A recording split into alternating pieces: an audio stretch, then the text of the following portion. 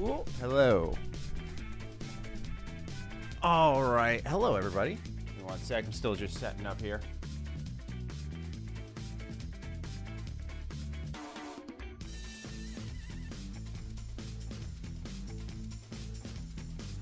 I don't like this music. I'm going to mute this. We'll catch the pre-show when it's ready. All right. Fire up the stream here.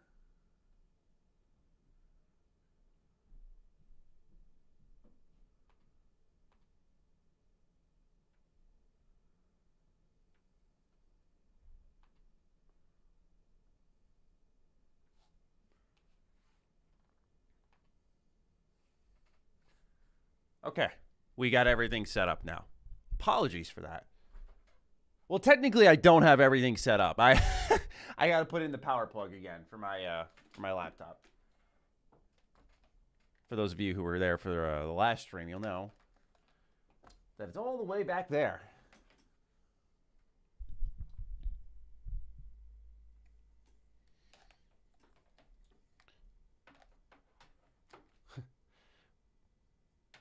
Apologies for being late, by the way. I saw a couple of people were getting upset because the show, I mean, the thing is, the show doesn't even start, but when the pre-show begins, that doesn't even matter. I had to use the bathroom, though. I'm going to be real. Like, I ain't going to sit here and suffer on the account of being 5 minutes early.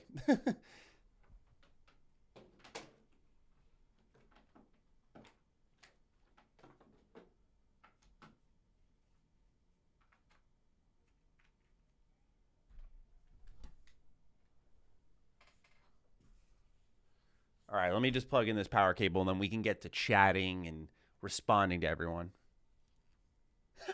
I fucking called it. Had to take a shot.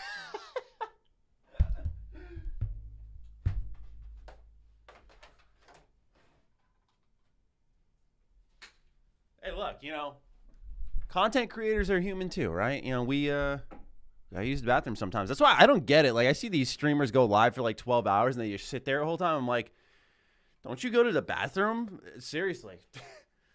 That's why I like being a YouTuber.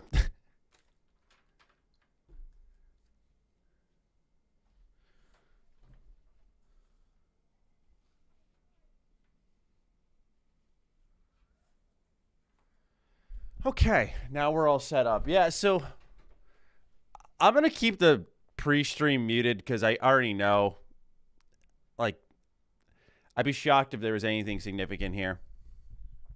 So let's chat. Chat. Let's answer some questions. Adult diapers. Yeah, imagine that. That's how I do the... Yeah, that's probably what the streamers do. They just crap their pants on stream and just don't say anything.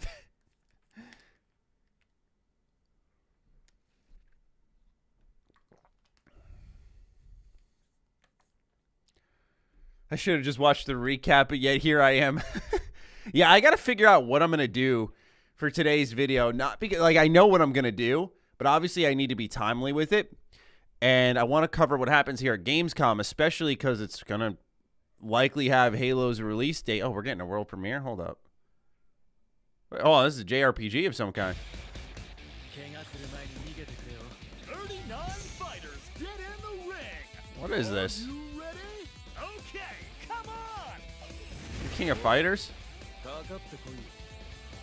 Characters that define the series.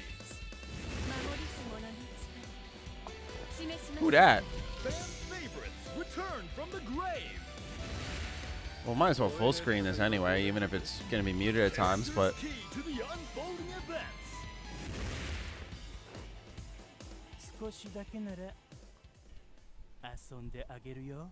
And heroes from all the KOF sagas return. Yeah, King of Fighters. Interesting.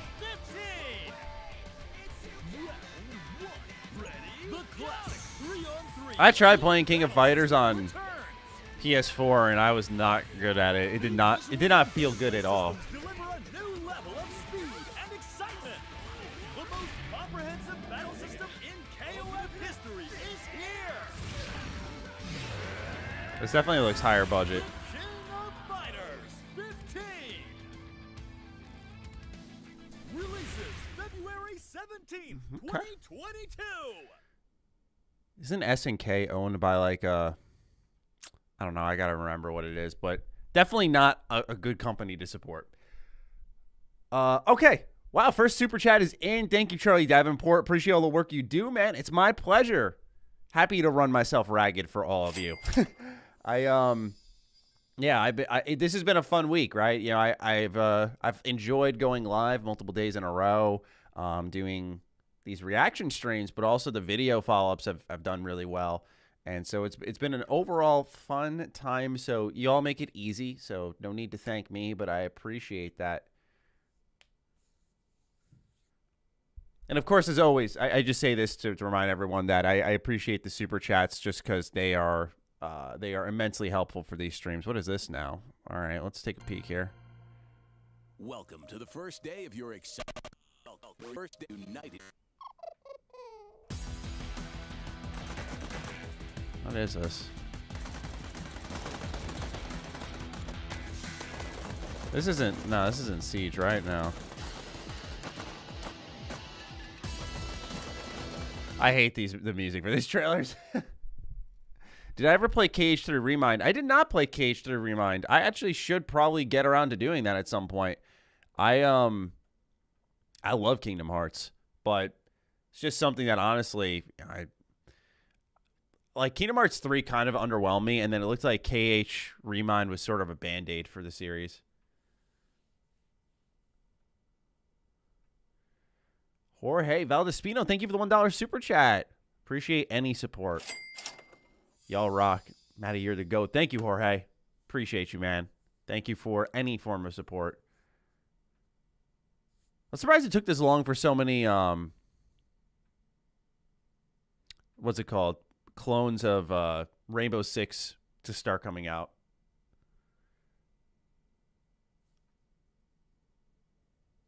Matty, did you play Pillars of Eternity yet?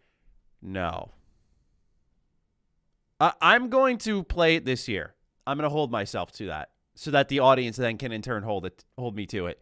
What I'm waiting for is it's warming up to review season. There's certain games, I don't think I'm allowed to specify which, but you use your head, you look at the release calendar, you can pick out some significant launches. I'm looking at them, sending out my emails, seeing when I can get access to these games, hopefully in advance for a full review.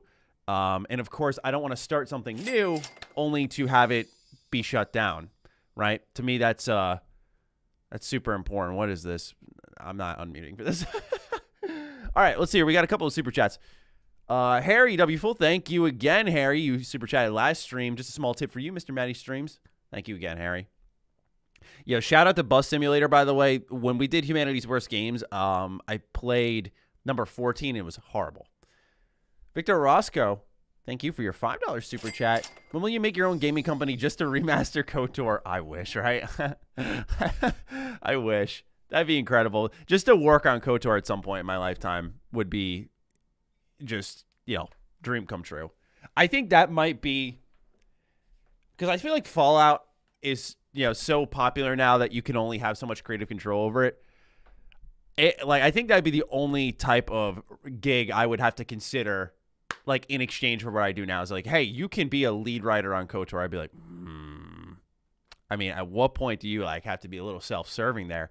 But that would never happen. I'm working on my own thing anyway, so, that's besides the point. But it's just interesting to always think about. What's going on, Jake? Thanks for tuning in, brother. Noah Aguilera, thank you. Or I'm sorry, did I say your name correctly?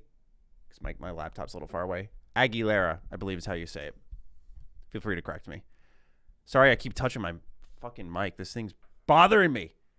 Thanks for all you do, Matty. I'm most excited for the Saints Row announcement. I am too, because if they do something a little more gritty and serious, I think they can have a pretty good surprise for people. Right now is a good time for Saints Row to strike. I didn't even think about it if they went back to their whole serious shindig when you looked at 1 and 2, just because everyone's kind of starved for something crime open world. And I think now is a good time to do that with something like, because here's the thing, right? Like with GTA just constantly recycling itself, now's the time, right? One thing I've learned is the timing of your release is is almost as important as what you're talking about. Because like zombies may be cool when you start working on it, and then by the time it releases, people are over zombies. So people are like hungry for this open world modern game that's not Watch Dogs. And so this could be it. Owen, thank you for becoming a member. Appreciate you joining the Matt Pack. Mike Morris, $5 super chat. Hey, Matty, always appreciate the content. Let's hope everyone stays away from attacking individuals so we don't have to see Mr. Daddy plays. I know, right? I was talking to my friends about it. I was like, I've never had to do that on stream where I've had to be like, hey, fucking can it. Enough's enough. Adam, you write in saying, with the $5 super chat. Thank you, Adam. Next week is Persona Week. Matty, you're expecting something amazing. I'm ready to be surprised. Because I feel like, of course, everyone's looking at the beginning and ending of that cycle for them to announce big things for Persona. And it seems like the most likely area, but I don't have any expectations because it doesn't seem there's been any type of ramping up.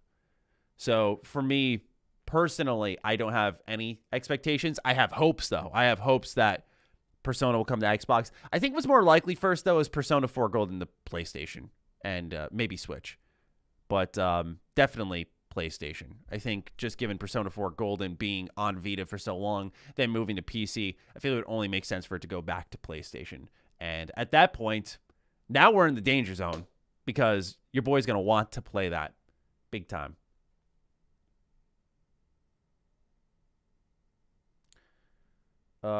Charles Atkinson, $2 super chat. Thank you, Charles. Matty, what's your favorite hot sauce? You know, here's the funny thing. I'm not really a hot sauce guy. To me, spicy food, like, I feel like you got to be a bit of a masochist. Like, I don't like to sweat when I eat. I don't like to suffer while I eat. Eating is one of the few consistently enjoyable experiences you can have in life, right? Like, you're having good food. There's that feedback you get of, oh, this tastes good. You take another bite. Oh, this tastes good. Like, it's never ending, right? As long as you're eating something you like. I feel like a hot sauce, a spice, if the spice isn't handled correctly, because there are sometimes good tinges here and there, but oftentimes a spice can really disrupt the meal. It can just scrape your tongue dry, and you're like, I've suffered, I've sweat, I've almost cried, and my stomach's full. I don't get people who really enjoy very spicy food and douse everything in hot sauce. Actually, my girlfriend, one of her best friends, used to carry like Tabasco with her and would put it on everything. No, I'm not dramatic. No, shut up. Because she would put hot sauce on everything. And it was so much so that she was starting to burn a lining in her intestines. That's how often she put it on there. So not only that, but I'm living the smart life. Y'all can call me dramatic. But you know what? Tell me that you want to have a hole burned in your intestines. That's right. You don't.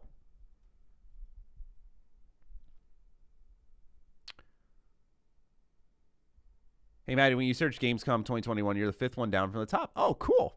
Thank you, Wrath, for letting me know that. Even with her cereal? That I don't know. I just know that top to bottom, she was like, she had it in her purse. And she would take it out and like drop it on everything. Obsessed. Pretty fucking wild to think about. Charlie Davenport, thank you again for the $5 super chat. One more super chat. Upon recommendation, I'm now enjoying my favorite game of 2021 so far. Psychonauts 2, obviously. It's absolutely amazing. Awesome. That's what I love to hear. I love to hear that because that is a really good game. It's very positive, too, without being so in your face about it because it tackles some serious themes. It just does so with a gentle, delicate hand. Shout out to Double Fine, right? Completely underestimated them on that one. I'm not a fan of adventure games, so their point-and-click ones just never... Like, people were big on Grim Fandango coming back. I remember that in, like, 2013. That really wasn't something that lit my fire. I'm glad it got other people excited, but for me, just not something I was looking forward to. Anyway, let's see here. We got another super chat. Does keeping streamings affect the channel does keeping streams up affect the channel performance? Thank you for the super chat again, Harry. Yeah, apparently it does if you keep them archived. Here's what's weird is like this is a really exciting week for core gamers, so it's hard to gauge. But my channel performance has been up compared to last month, but everyone I've talked to between July and August, their channels have been down.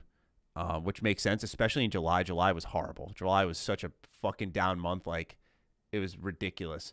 But yeah, apparently what happens is the algorithm just completely ditches you when you keep your streams archived. Apparently, they've also said that streaming on your channel will ruin your video performance. I haven't noticed that. I streamed yesterday for 2 hours and then uploaded a video, and the video did really well for my standards. You know, it's already at like 35K, that's a success to me. If it passes 20K, I'm like, all right, cool. You know, that's what I'm looking for. Because I switch topics so much that, you know. Oh, look at that kitty in the background. But it's hard for me to stay in the algorithm in the first place, so. What is this weird-ass looking game? St. Allison, whoa! Big super chat. Thank you so much. Have some tea on me after all this is over, for better or for worse. Thank you. I appreciate that. I love, shout out to my tea lovers. Y'all rule. You know, I think that's super important that we honor tea this stream. It doesn't get enough credit. Everyone's obsessed with suffering over coffee. Oh, I got a headache. I haven't had my coffee yet. That's my girlfriend. But beyond that, you know, just everyone loves their coffee. Oh wait, this is the Xbox exclusive from Juicebox. Hold up. Sorry, hold on. I'm gonna get back to my spiel in a sec. This game looks pretty good. You're playing as an egg? Kind of dig the soundtrack too.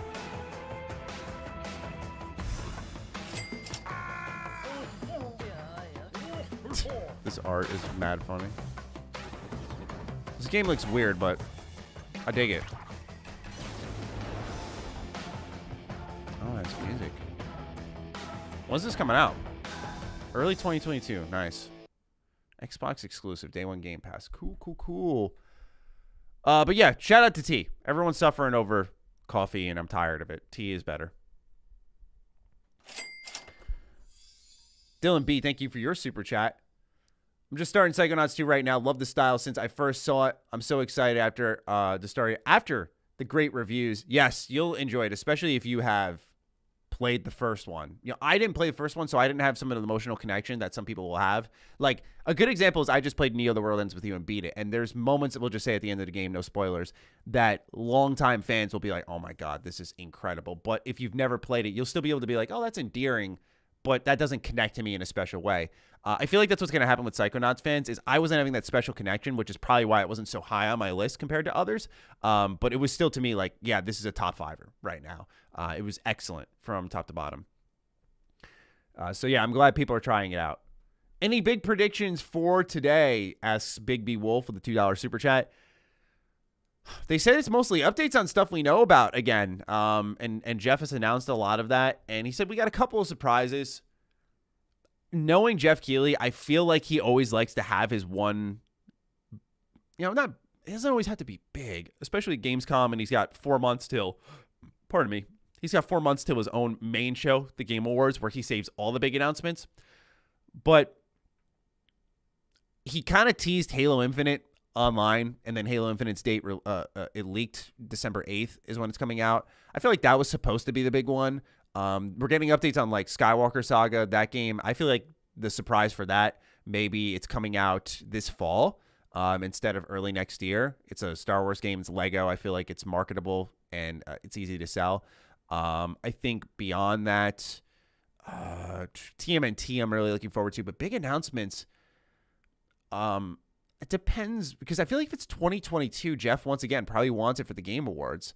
So it's hard for me to say like what would be a big reveal or a big surprise of some kind. And especially when we're 2 months out from E3 where Jeff had just got Elden Ring for his show for that.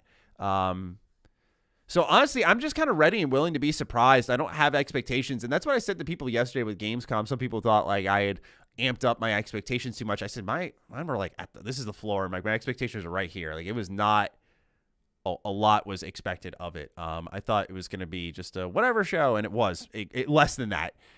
So for this, I'm just like, all right, I know for a fact I'm going to see things I'm interested in, right? Like I'm interested in Halo. I'm interested in TMNT. I'm interested in Lego Star Wars. So I already know there's 3 things I'm going to see that I'm going to be excited about. So I don't know if I really feel like I need a big reveal right now. And someone just mentioned this in chat, Sir Fog, that the biggest reveal may be Saints Row. And it's like, yeah, this is new. It's just been pre-announced, so people are talking about it. But in the terms of true surprises, I don't know. I mean, of course, I'm always down for one, but I don't know what to truly expect. Do you think we could see some Gotham Knights? Good question. That could be one, right? Like a re-reveal of some kind. Because Gotham Knights was supposed to come out the summer of this year, then got delayed till next year with no word since. That would be nice to see. I really was excited about that one. Red Bandit, thank you for your $5 super chat. I wish instead of Skyrim Anniversary Edition, they give us an official trailer, Elder Scrolls 6, and confirm the location. I think they want to. It's just too far out. But there are tons of teases for Elder Scrolls 6 already. If you go ahead and look, you'll see that there was a photo they posted at the end of last year, beginning of this year, and it said like the past, present, and future, and it had like candles marking different things, and there was no Elder Scrolls Online references. It was the official Elder Scrolls account, and in the future area was Hammerfell, which is where everyone thinks that these 6 Elder Scrolls will be set. So I would say just genuinely expect Hammerfell. There's stuff in the lore that suggests there's an unresolved conflict in Hammerfell, and plus Bethesda directly teasing it. It's like lore aside, Bethesda directly teasing it says all you need to know about it. But I think they would like to do that, but it's so far out that they're not going to.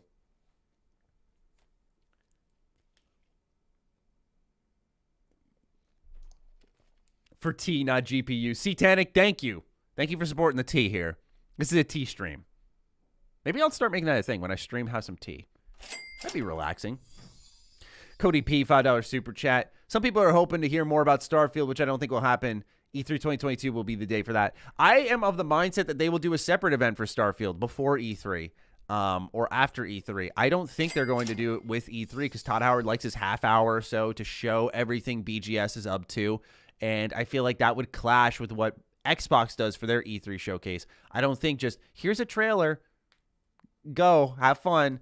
I would be shocked if that's what they did. Not that they have to have a half hour, but even like 15 minutes. Then again, we saw Forza Horizon 5 have about 10 minutes on the E3 stage this year. So I'm of the mindset that maybe we do get Starfield at E3. It's possible, but I think they're going to do something separate if it's going to be more large scale, which it should be because it's a new IP.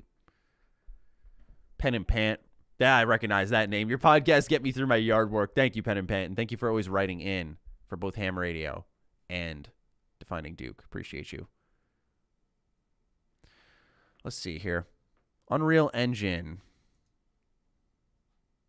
Noodle Cake. This is the trailer to lead into the show, so I'm just curious. The world of music awaits.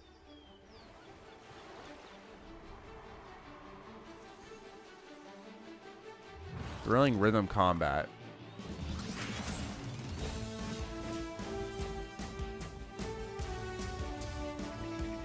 This is kind of like Cryptomancer. I played the Zelda version of it. It's just, I don't like rhythm combat. It's so cool, but it just, no, I get fucked up by it. Garcia Jeff. Hey, Matty, much love from LA and keeping the phenomenal content. As much as I like co-op, I just want Halo, whatever Halo is dropping, to be magnificent and stunning. I think you and I both. I'm a little bit disappointed here, that they are not doing co-op at launch. But I think once we get the new trailer and reveal here during this stream, supposedly, that could lift spirits a little bit more. The creator of Lara Croft?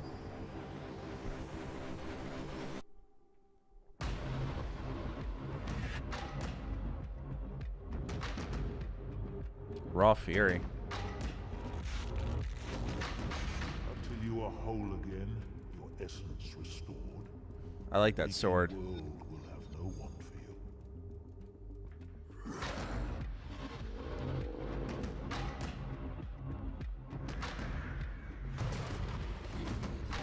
you. Hey, Matt, can you turn the video volume up? Yeah, I will in just a sec. And with that final appeal for a wishlist edition, I'm officially out of stuff for this pre-show. Thank you so All right. much for hanging out and watching trailers. This for is the actually last maxed out. half hour or so. As you can see, Mucho's back. Mucho is This is ready maxed for Open out. Night Live, which is, as you can see, What I'll do seconds is away. this. I hope you enjoy that show. I'm Kyle Bossman. Thanks for watching. I'll bump it up too. It should be. I was listening to the stream yesterday. It should be loud enough. Let me know if it's not. Hello, everyone around the world. I'm Jeff Keighley, and welcome to Gamescom Opening Night Live, a preview of this holiday's biggest games and a sneak preview of what lies beyond. Over the next 2 hours, we're going to announce new games. Show Kinda you the dig first Jeff's, full gameplay demo of Call of maroon Duty coat. Vanguard alongside star Laura Bailey. Get the first new look in a year at LEGO Star Wars The Skywalker Saga. Get an update on Death Stranding Director's Cut for PlayStation 5. And debut the story trailer for Far Cry 6. Plus, we're going to find out who's in that Super Monkey Ball and so much more we can't tell you about just yet. Plus, the multi-talented Lindsay Sterling will join us to perform one of the themes from Bandai Namco's upcoming Tea fun so you can get Tales yourself of some Arise. Yorkshire Gold. I've been Now, hearing a all lot about told, Yorkshire. more than I'm more of an 40 herbal games tea will be guy. I showcased, got to try this from the Yorkshire biggest business ones in the everyone's on world about. to smaller independent titles, including one game made by a single developer. I love putting together these shows, and I hope more than anything, you walk away excited about the future of games, no matter where or how you play. Now, before we start, I just want to give Stalker a special 2 hello is to first Unreal everyone Engine in 5 game to Germany, release and it's the Xbox home of exclusive. What happened to Gamescom. only possible We on really hope to PS5? see you I don't in remember that person ever being in said, personally. 2022. But now it's time to get on with the show. You And think we're Jeff will starting casually announce with Sony the bought Blue global Point like he did announcement Insomniac? of a new game. I don't think so. I don't think there will be any studio announcements here. I'd be shocked if there were. That'd be awesome. All right, this is a new game. Imagine it's like New Vegas.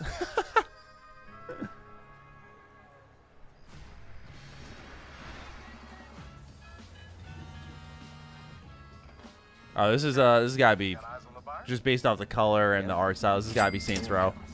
Yeah. And I got the dealer. Nino, they're heading your way. Dragon Age 4 or Fable is what I want. I want something. I think Dragon Age 4 will be at Game Awards. I don't think we're going to get it. Because they had just EA Play, what, a month and a half ago or whatever? Yeah, this has got to be Saints Row. They shot the dealer. That is so unprofessional. There's a lot of them. Can we do this? This seems really quiet in general on my end. Nina, you good? Yeah, let's do it. Great. Whenever you're ready, Kevin. What are you guys thinking for dinner tonight? How about my world famous chili con carne?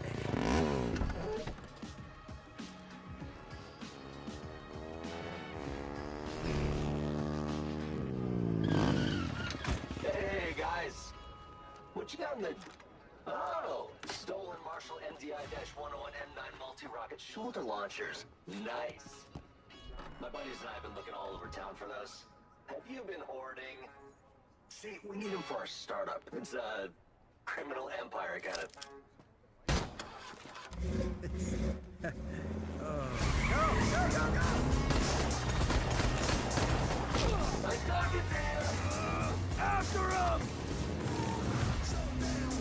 Not crazy about the art style, to be honest.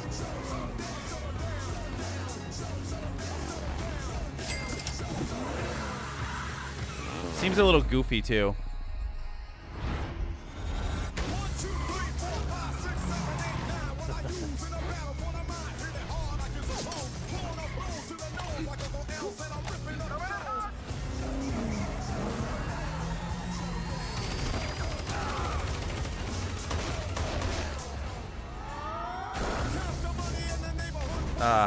They're doing like wild, crazy Saints Row, man. That's so disappointing.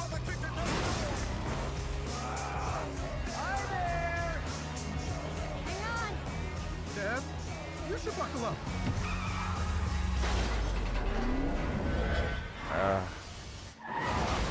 That's actually kind of disappointing.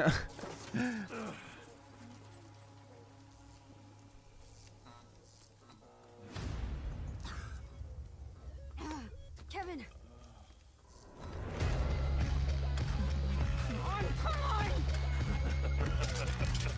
Hey! Asshole! Get the fuck away from my friends.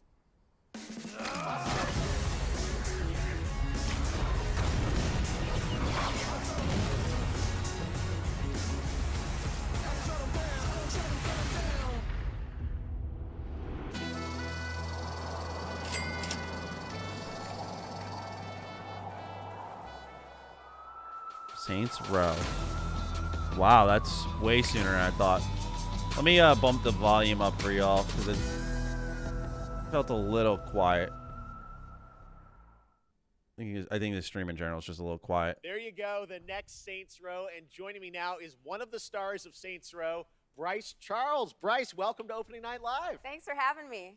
This is an exciting announcement. He's never a huge Saints Row fan. Seems blah to me. Doesn't Saints seem Row. bad or blah. I just I thought it'd be a little more grounded. Before I get into all that, I have to say I Not am doing just reverse on the top of a excited building. to be here, and I am incredibly proud and honored to be a part of this game and to work with the Volition team. And speaking of Volition, and getting back to your question, I can tell you that Volition took a really fresh approach to Saints Row this time around. I think it's evident by that awesome trailer that they went back to the drawing board and essentially created everything from scratch. We got new characters, new city, new gangs to take on. I'm open to that stuff. So I play the boss. That's the character that the player becomes. And the boss, along with their 3 friends, Nina, Kevin, and Eli, the whole group right there, they go on this wild ride to create their own criminal empire, to be self-made. That's their whole mantra, right? Basically, it's all about earning your own success.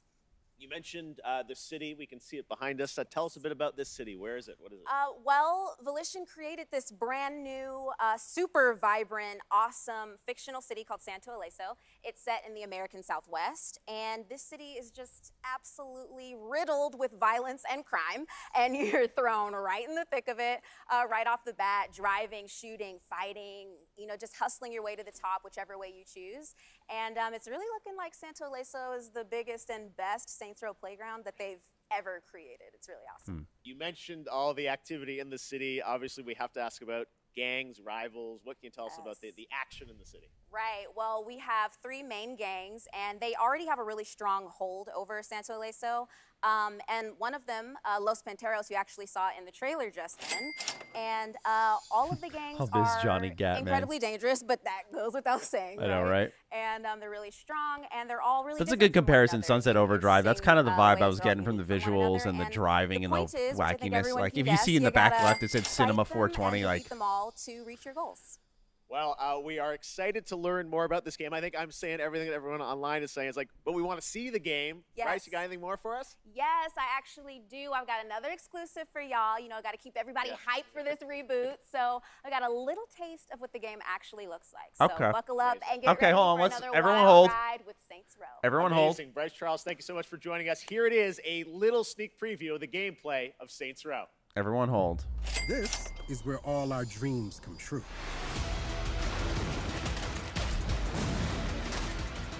Oh no.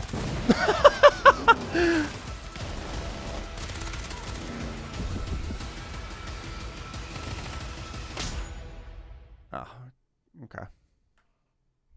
And now it's time for another brand new game. Looked like a little like Agents of Mayhem, which Zero Pile wrote in about. They conquered humanity's greatest evil, and she lay in rest. Oh, you're gonna play Metallica on my stream? Then they vanquished threats from beyond our stars, and she lay in rest. Oh. Oh. If you'd be so kind.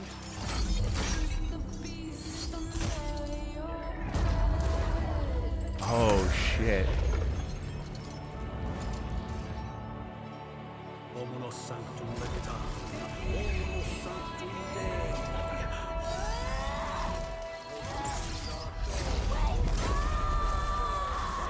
I'm digging the fuck out of this right now. Is this fucking Ultimate Alliance again? Now our Is this Ultimate Alliance again? and she must Or I don't know what this is. I'm just seeing a lot of. That's Blade, Captain Marvel. A Wolverine. Ghost Rider. Iron Man. Yo.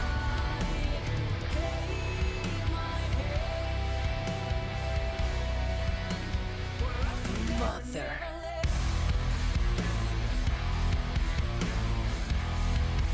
Oh. What are these? What is this look on Wolverine?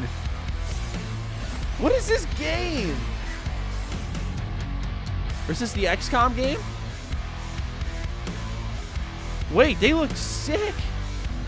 What is this game? Midnight Suns? Oh! Oh, is this the... It's from... Oh! Okay! Oh, hell yeah! Oh, this looks fucking sick! Oh, man, this actually... Okay. Okay. I'm all on board, man. Oh man, that trailer, like, I'm usually not for CGI, but that was. There you go. The next Marvel game has been revealed, and joining us now to Wow, tell us a bit looks more nice. about Midnight Suns is Jake Solomon from Firaxis. Hey Jake. Love the content, homie. Thank you, Phil. And Angelica, thank you again for the super chat. $10, thank you. From Marvel, as well as some new faces. Who was that character being resurrected, and how does that tie into this game? I'm actually very invested here. What is Thank you, Jeff, and we're very excited to finally be able to talk about this. That character that you saw resurrected is the Hunter. That's an entirely new superhero that we designed with Marvel to be fully customizable. Wow. So the player can put themselves into Midnight Suns and lead all those heroes you saw up against the ultimate evil in our universe, which is Lilith, the mother of demons. I love you made a new superhero. I like now, that. Many fans are familiar with your work on the XCOM franchise, so I'm curious. Everyone wants to know, what's the style of gameplay? What kind of game is this? Midnight Suns is a tactics RPG, so you're not just fighting alongside all these legends of the Marvel Universe that we all know and love, but you're actually living alongside them. And the relationships that you form with those heroes, the heroes of your choice, are as important as the items and the abilities that you bring into combat. This is actually what I was hoping Avengers would be. To show gameplay on September 1st. If it's what I think it is, like a turn-based RPG in Marvel, it's what I thought that Avengers would be. Jake, thank you so much. Because when Square Enix, it was announced Square Enix, like nothing with Crystal Dynamics, but oh my god. Us on opening night live. To hear more from Jake, check out IGN's post-show. I'm very excited for that. I'm very excited for that. Now, last week, Call of Duty Vanguard was announced for release on November 5th. We got to balance things out, right? There's a cycle to it all. Will be live with the Champion Hill mode. But now it's time to get the first ever look at the campaign in action. And to do that, we are joined by Dave Swenson from Sledgehammer Games and Laura Bailey, one of the stars of the show and the winner last year of Best Performance at the Game Awards. Great to have you guys with us. We are so excited to get into the real gameplay. But first, Dave, you guys did Call of Duty World War II a couple years ago, 2017 at Sledgehammer. Now you're going back to WW2. How is Vanguard different than what you did before? WW2. First of all, I got to say it's awesome to be here, so thank you so much. Thanks for coming out. And it's also like it's super, thrilling to be able to represent the team behind Vanguard. So Vanguard is a totally new take on World War II. World War II is known for huge epic battles on big battlefields. And those happen not only in the Western Front, but also in the Eastern Front, in the Pacific, in North Africa.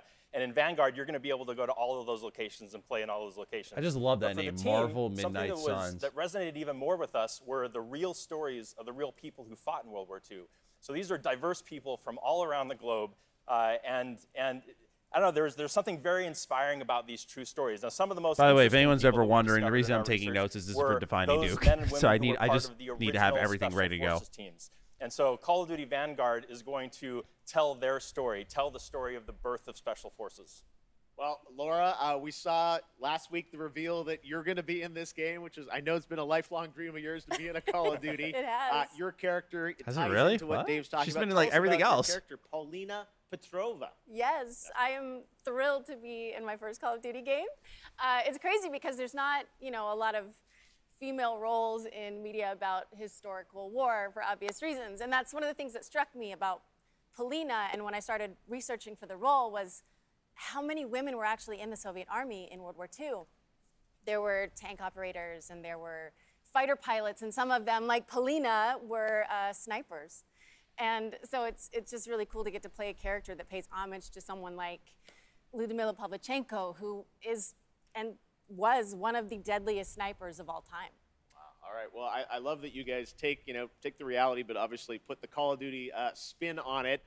Let's talk a bit about what you guys are going to show today. I know, Treyarch's working on zombies. You guys are working on an awesome campaign. We saw some multiplayer this weekend, but now we're going to do kind of a full level playthrough of a bunch of stuff in the game. What are we about to see here today? That's right. So as I mentioned earlier, the Vanguard campaign is telling the story of the birth of Special Forces. And that leads right into multiplayer. On day one, there's going to be 20 maps so that people can go in and play their favorite Special Forces operators, one of which is Polina Petrova. There you go. And so what we're going to show today, which we're really excited to show, this is gameplay. This was captured in-engine. And we're going to show Polina's story. Now, the Vanguard campaign starts with the team, Polina Petrova and her team, on their first Special Forces mission going into Berlin right at the end of the war in April of 1945. But this wasn't the start of the war for Polina. Polina started the war as a nurse on the Eastern Front. And so what we're going to see right now is Stalingrad. We're going to see Polina in Stalingrad and view her experience when Stalingrad was invaded by the Germans. Laura, any setup here for what point in Paulina's life or character arc we're going to see? Yeah, I mean, at the start of the game, you really see her as a total badass. She's no nonsense. Nothing rattles her, and that's not an act. She's seen it all. She's looked the devil in the eye and said, "I'm coming for you." And in this level, you really get to see what makes her become that way. She's bright and almost innocent in her outlook, and I do find it interesting that they're doing all this for campaign. Normally they just well, it's about to happen. Normally right they here, just guys. show Thank it. you so much for joining us. We are now going to get this extended look at Call of Duty Vanguard. Enjoy.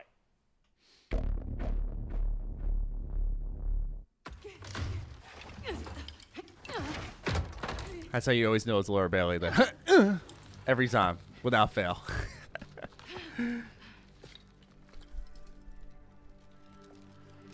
Get home.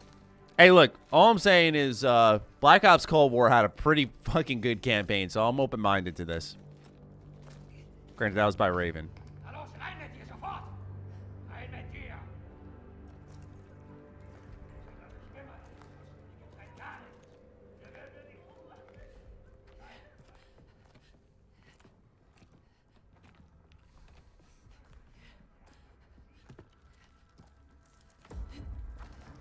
I'm telling you to crouch. This has to be early in the game. Now, I'm curious how long they keep it like this, right? How long do they keep this gameplay nice and quiet and slow, grabbing a knife, taking someone down? The reason I ask that is because, think about it. Certainly we have to go guns blazing in Call of Duty, right?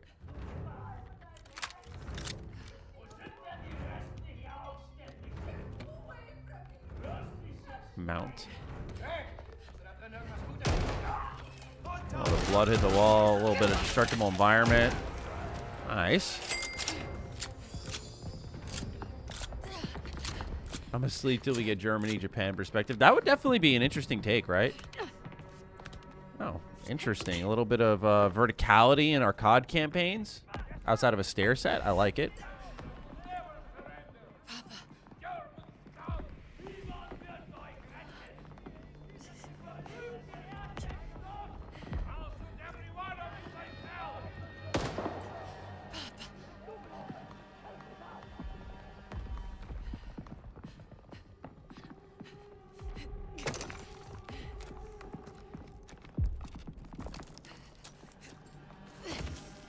I mean, graphically, it looks really good. I mean, we're watching on a stream, and I'm like, yeah, this game looks sharp. Not that I didn't expect that, but continues to look really good in campaigns.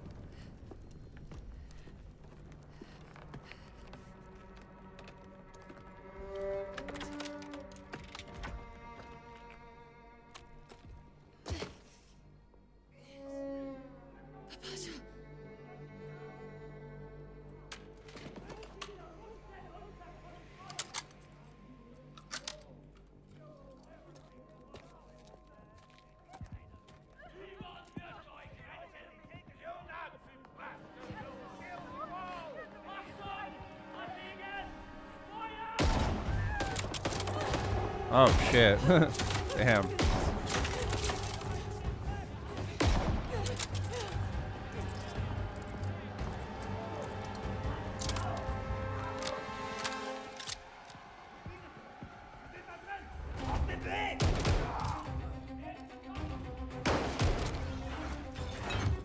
All right.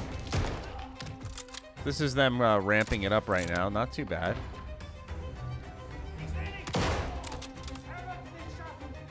Very, the FOV is super tight.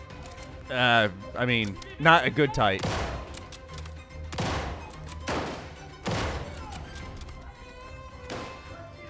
I like the music, though. Not gonna lie. So far, I'm digging that there hasn't been any explosions. You know what I mean?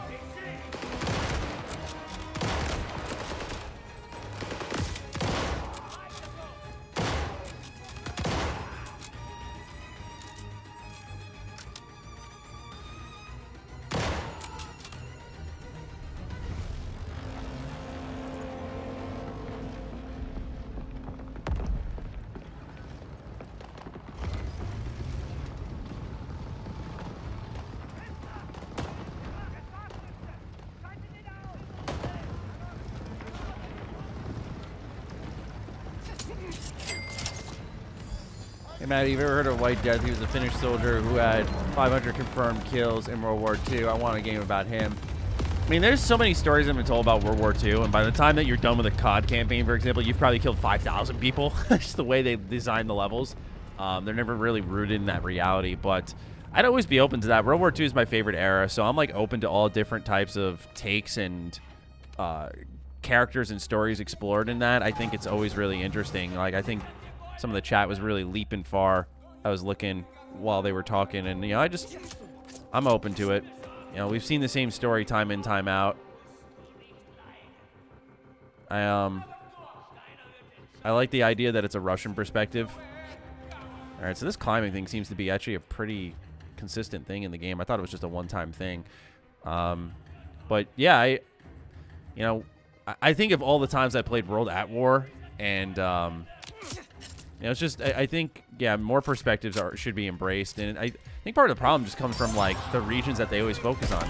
It's either usually the U.S. or Russia. Okay. Yeah, here's the, yeah, this is the Call of Duty I was looking for. Or expecting, I should say. How's World War II your favorite era? What the hell? It's just my favorite era to study. It's not a good era. Like, a lot of people, like, will glorify the 40s and the 50s and go like, oh, it's such an amazing time. Wish I could have lived back then. I'm like, no, you don't. No, you fucking don't. Definitely not. I just think it's the most fascinating one to study. I think it was a really important time in history. And just to look at the way, like, patriotism, for example, was handled, it's so vastly different from how it is nowadays. Where we even have people who were just, like, very anti-American and think there was just so much propaganda back then. It was just interesting to see how all of the countries operate in what was a pivotal time in our world leading into the Cold War eventually. So to me, I don't judge anyone who thinks something else is more interesting. That just happens to be the one I've always found a fascination with. And it's also because of my grandma. My grandma lived through all of it like many of our grandparents did. And so I got to hear firsthand stories of that experience and what it was like living through that. And I wrote a paper on it. So, you know, it's always something that's just been I'm fond of. It was a pretty bad time, but something that, you know, was definitely interesting to study.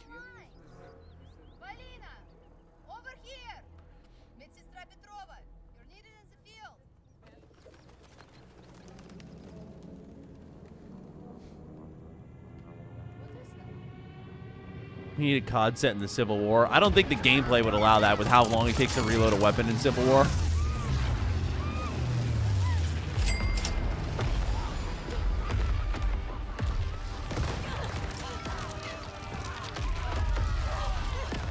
Damn.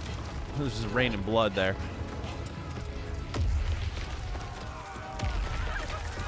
I mean, if COD ever did want to slow down, though, they would have to do Civil War, right? That would force them to slow down. Technology, the way weapons reload, everything, like, would not allow that.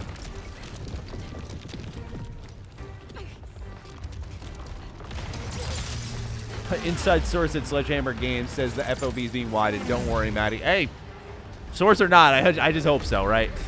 It's very tight. And I'm usually not one like, look, dude, I'm a console pleb. I don't give a fuck. Like, I love console gaming. So even though I like PC gaming, like, I love playing on my console, kicking my feet up.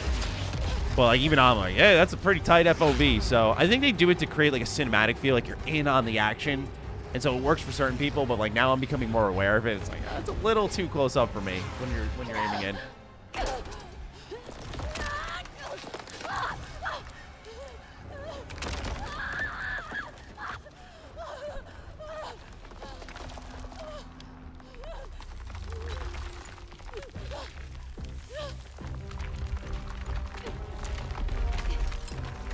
So far, we haven't really heard her speak outside of saying Papa and screaming, so we didn't really get to capture what Laura Bailey's performance was in this game. Are they fighting Germans or Americans? Pretty sure the Red Army was pro-Nazi Germany, weren't they?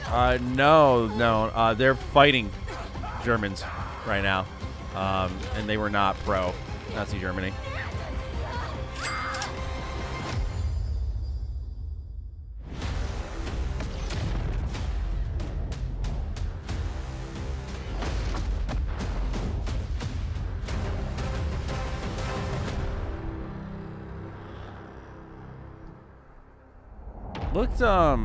Looked all right. I mean, it looked promising at first, but to me, it just looked like more of what we've come to expect Next from COD. Up, a surprise for you guys: Halo Infinite. I had a lot of fun a few weeks ago in the first multiplayer tech test, which was a huge success. And now let's enter the world of Halo Infinite's multiplayer. Okay, here we go.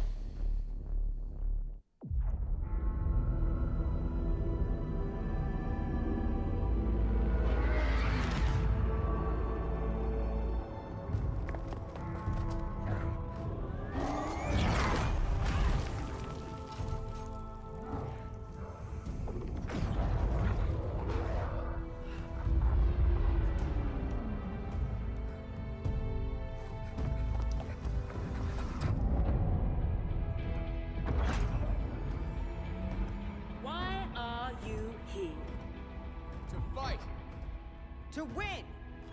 That city looked fucking dope, by the way. Like, really fucking dope.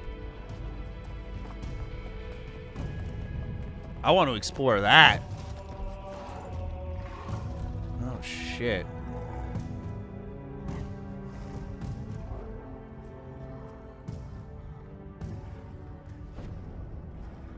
What is a Spartan?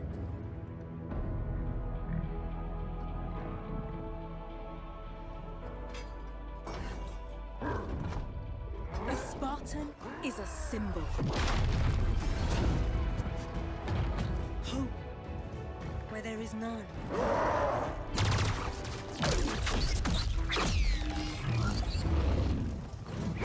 In times of darkness, we are Really cool trailer so far. A little biased, but yeah, I love the city, man.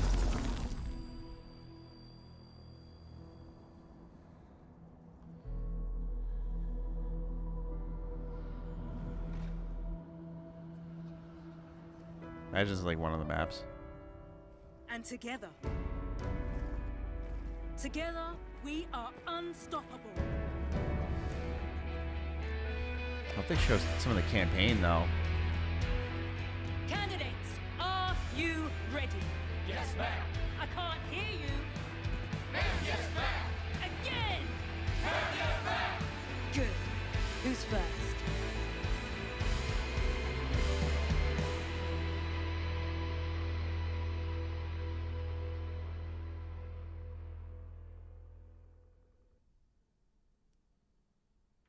To tell us more, I'm excited to welcome Joseph There State, we go. the head of creative for Halo Infinite. Hi, Joseph. How you doing? Jeff, how you been? It's great to be with you in person. Yes, thank you so much for coming down all the way from Seattle. I know Yeah. you guys are working very hard on the game, but you made the trek to Opening Night Live, and it means Thank a lot to us. What did we just see there? So that was the introduction to Halo Infinite multiplayer's first free-to-play season, where you'll meet Commander Agrinia, the leader of a whole new generation of Spartans. And Agrinia is a key character as you begin your own personal Spartan journey that will continue from season to season. Well, it looks great. Speaking of multiplayer, the tests, I was playing a couple weeks ago. Tons of fun. I know. Oh, did you play? Yes, That's and the great. team had, I think, a lot of great feedback from the fans. It's real, and I think everyone wants to know, how is development going on the game? Yeah, well, like you said, we started flighting our multiplayer earlier this month. And I got to say, it was great to see the positive reaction and all the energy that came out of the test. And I just want to thank everybody for jumping in and playing. At the same time, we're putting the finishing touches on our most wide open and adventure-filled Halo campaign ever. Yes. And today, I would like to announce that Halo Infinite's campaign and multiplayer will launch together on December 8th this year.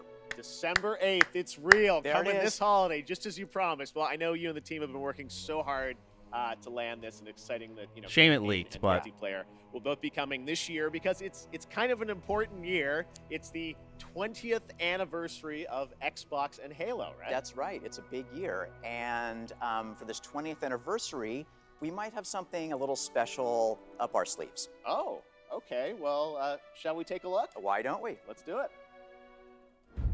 Get ready.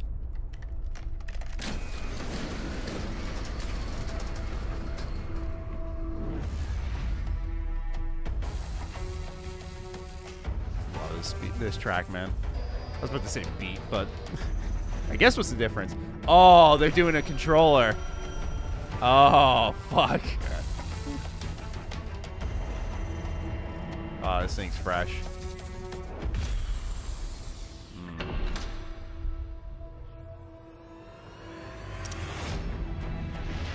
Oh, I'm not gonna lie. I actually really fucking like that. That is really nice.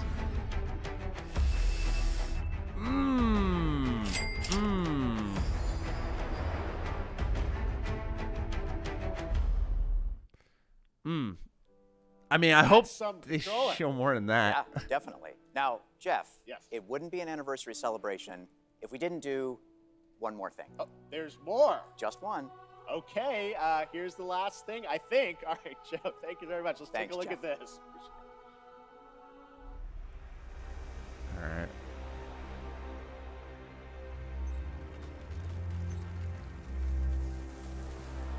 This is Spartan 117. Can anyone hear me? Over.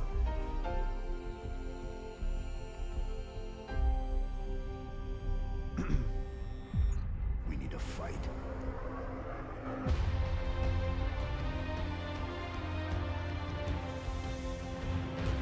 Get ready.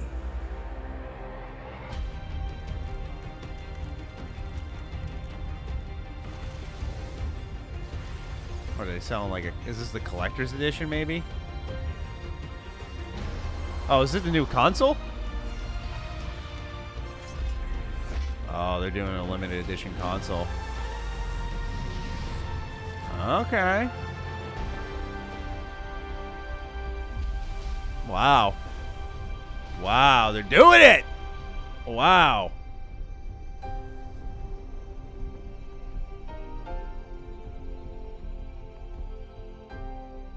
November, no, okay, all right, interesting. It's coming out on the anniversary.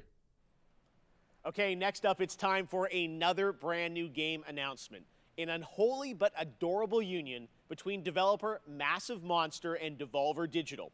This roguelike action-adventure is set in a super cute, I'd say, and undeniably that's dark a cop, world. I think. Coming next year. Michael, here Halo's is the coming out on your exclusive birthday. That's reveal awesome, of bro. I love to see that. Cult of the Lamb.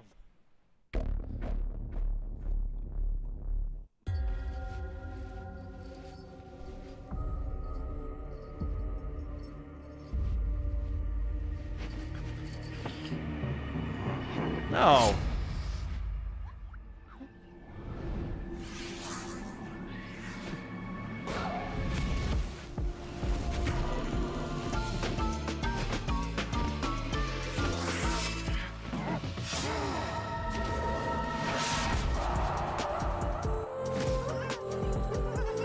Wait, why is this so fire?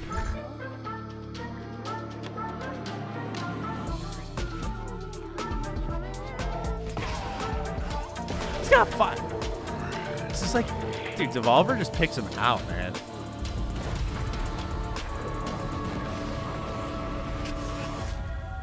Cult of the Lamb. Let's.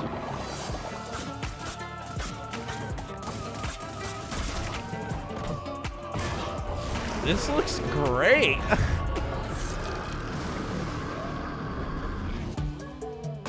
Oh my god.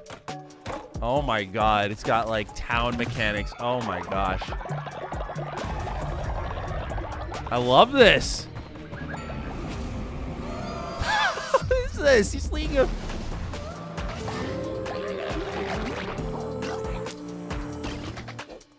Oh, you can fuck over your town too. I like that. I genuinely love what I'm seeing right now.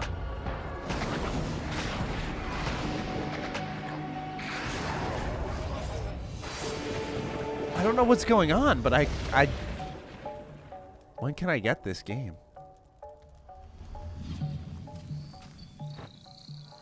Oh, that's kind of sad. Huh. Damn, no date. That actually looks really show great. off games made by big teams on Opening Night Live and also small teams, like one person.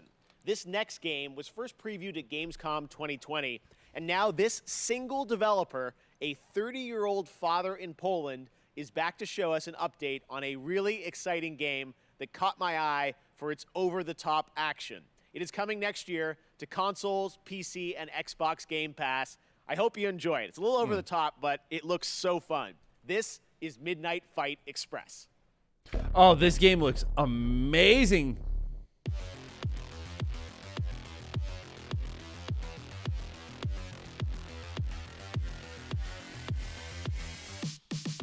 This game, watch. Look at that shit, man. Wait till he starts using the environment. Are you fucking kidding me? That animation, oh my god. Dude, I know there's hype for Sifu, but like, to me, this is also up there for that brawler type of combat hype.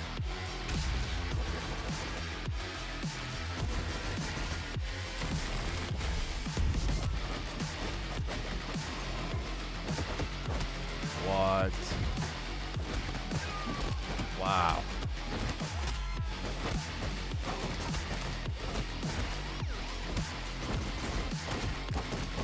One dude. Can I explain to you how difficult this is? One dude. No Russia. I mean, we've seen other examples of that, but like...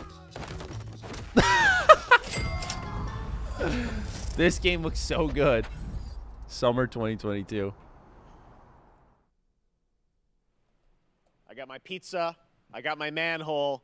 That must Oh, mean fuck. it's TMNT Shredder's Revenge. Oh, hold on. Earlier this Oh, year, this game captured our imaginations and hearts with its reveal, bringing those righteous ninjas my to God. PC and Nintendo Switch Oh my God. in 2022. Oh my Today, God. we've got the reveal of a new playable character. That's right. who's What? Set for some action-packed Beyond the combat Turtles? against Foot Clan's devious soldiers, including the reveal Karai? of team attacks. Watch for that. And yes, the ability to revive a turtle via strategic use of pizza. It's gotta be Karai, yeah? Splinter? Casey Jones? Oh, it's April! Holy shit! They gave her her original outfit too for oh my god. Oh my god, you can play as April!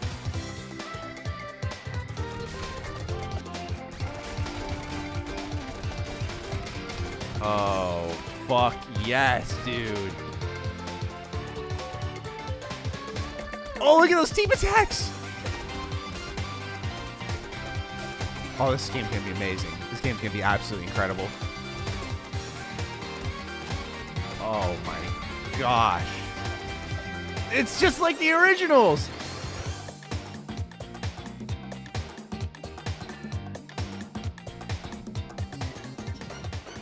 There's definitely room for more. She's not the only playable character. She's on the right. Who's gonna be on the left? Oh my god. No release date yet? Aw. I love that. Oh, No release date. This year, I am happy to welcome Natasha Becker from Webedia as our co-host, who will be updating you on all things Gamescom, including the Gamescom Awards and what's in store for fans at Gamescom Digital. Take it away, Natasha. Einen wunderschönen guten Abend aus Deutschland. Hello and greetings from Germany. I'm Natasha Becker and I'm super excited to be here hosting this show with you, Jeff, even though we are thousands of miles apart. Yes, that game looks amazing. Gamescom is All right, once again let's just catch up real quick. Mino Trent and Silver Lightning both super chat. Thank you to both of you. You're both saying just joining. What did I miss? So you missed Saints Row, Marvel Midnight Suns, Cult of the Lamb, Midnight Fight Express, and you just saw TMNT.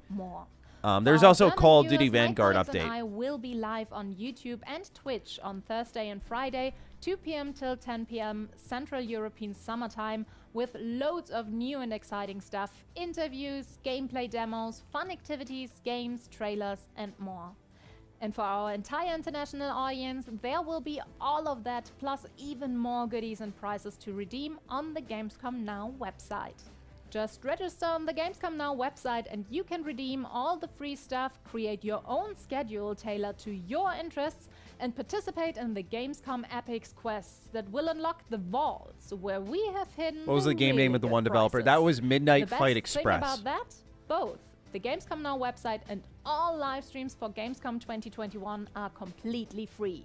But for now, let's see what else we've got in store for you today. Oh yeah, let's go! Give me some of that weeb shit. This has been a show for the ages for me.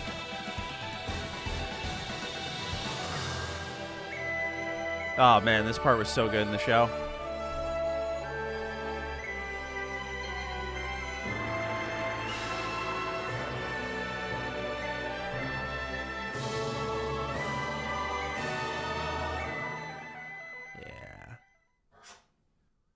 Can I Play That was founded to answer that very question for disabled players. And now, thanks to the hard work of game developers and disabled advocates, more and more the answer to that question is yes, you can.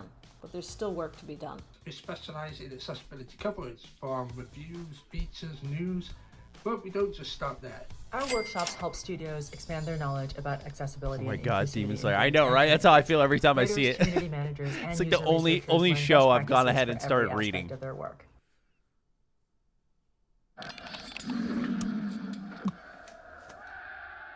Red Bull gives you Did I say wings. turning every alpha into a beta? Did I read that right? Up next, a beloved Sega franchise Super Monkey celebrates Ball. 20 years of monkey magic when Super Monkey Ball Banana Mania launches on October 5th. As you've probably seen online, there are some great guest characters in the release, including Beat from Jet Set Radio, Sonic and Tails, and someone else who is set to join the Monkey Gang later this year. Check this out. They showed off Kiryu. Did he mention Kiryu?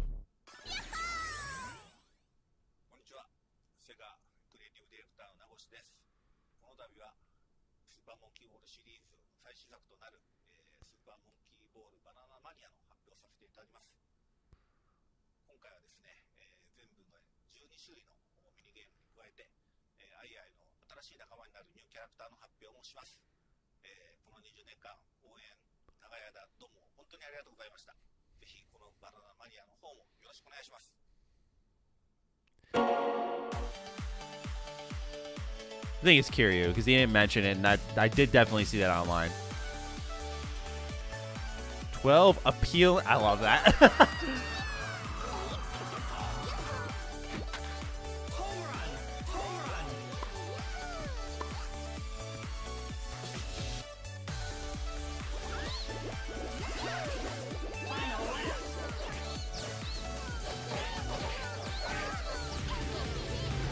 I'm a fan.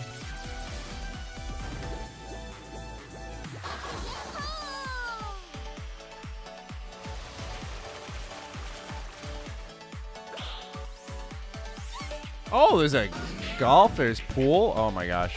And soccer. Oh, hell yeah. Oh, fuck! Oh my god! Oh shit! I did not expect that. Oh my god! Yeah! I'm fucking buying this game. Let's go! Holy crap.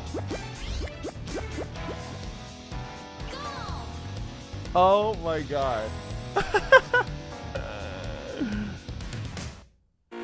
Oh my god, I didn't expect that at all. Okay, next up, a game started by 2 Stanford University students out of their dorm. This summer, their first release, Splitgate, started setting records with the open beta. More than 10 million downloads across PC, PlayStation, and Xbox. Blending the best of arena shooters with the fun of Portals, tonight it's about to get even more interesting with the reveal of Season 0, which is dropping right now. With a new map, Carmen Station 3, the new Infection mode, and so much more. Check it out.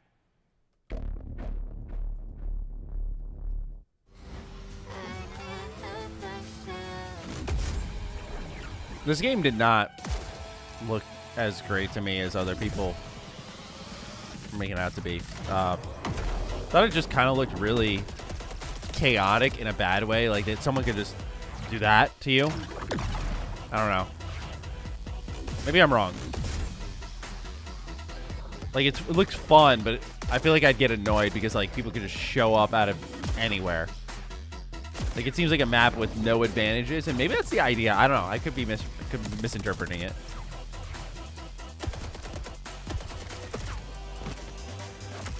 Oh shit! That had a little bit of Halo energy to it. Yeah, so they did show there was no release date, but they had April O'Neil.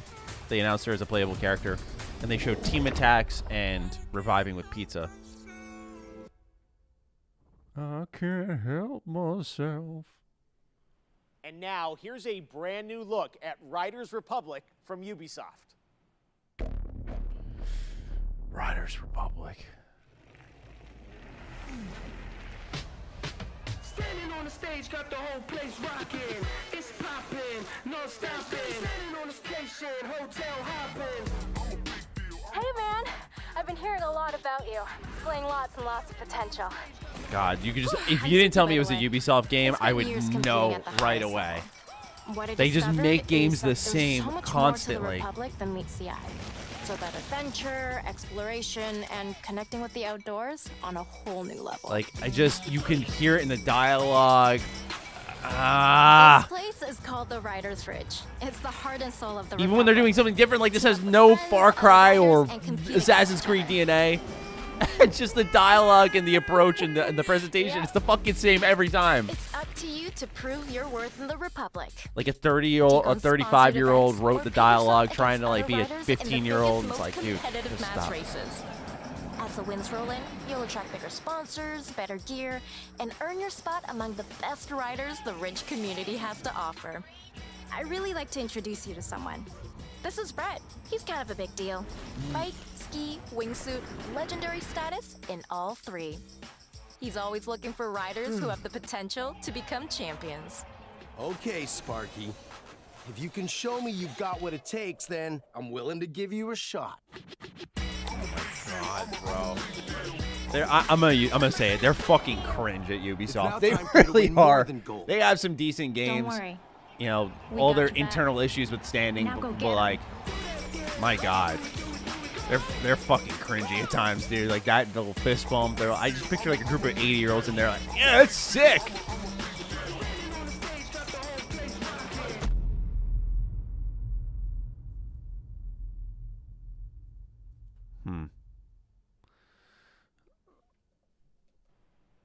The Riders Republic beta started a few days ago for a selection of registered players who challenged each other in this massive multiplayer outdoor sports playground. And we have some more news to share. I'm happy to announce that starting now until August 28th, the beta is open for everyone for free on PC and consoles. You're invited to join frantic 50-player mass races, compete in a that's a good point. Agent brought up literally Steep. Didn't they do a game called Steep that was all about different racing? You know, whether you had a snowboard, skis, a windsuit. What happened to that game? And now, I guess it just didn't land. With Natasha. Okay, let's get to our first award. There are a lot of great games coming to Xbox in the next few months, and we have narrowed it down to 3 very strong contenders. Which one of them will take the Gamescom award home tonight? The nominees for Best Microsoft Xbox Game are the action RPG Elden Ring by From Software, Ubisoft's first-person shooter Far Cry 6, the long-awaited Halo Infinite from 343 Industries. And the winner for Best Microsoft Xbox Game 2021 is Halo Infinite. Congratulations. Only exclusive. Hi, I'm Greg Stone, and I'm the lead producer for the campaign on Halo Infinite. And I'm Damon Kahn, lead producer of multiplayer on Halo Infinite.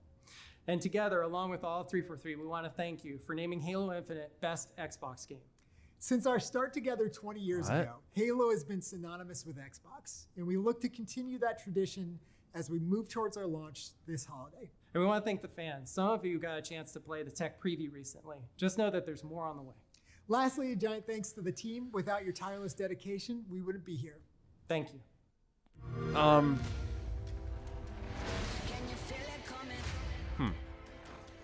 Very odd. Didn't Jeff do this for the Game Awards or something? Like these, like, oh, was it Game Awards? No, he did it for E3 or something. Like there were these awards. One of his shows. I can't remember it for the life of me. But yeah, of course Halo's gonna win Best Xbox Game when you've got fucking Elden Ring and Far Cry 6 there. Like if they did Most Anticipated, then I'd be like, all right, cool. So they're like, oh, it's Best Xbox Game. We haven't even, we saw one of them once. Actually, both of them once. Sheesh.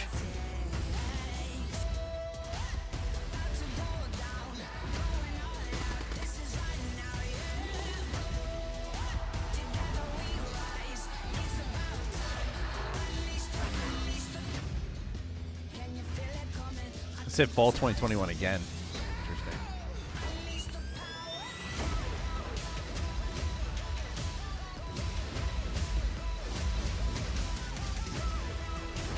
Oh yeah, new Plague Tale. It's in the fire.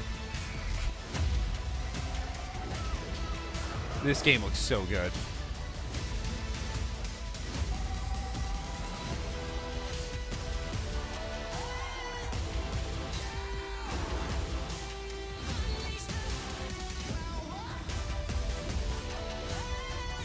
Oh yeah.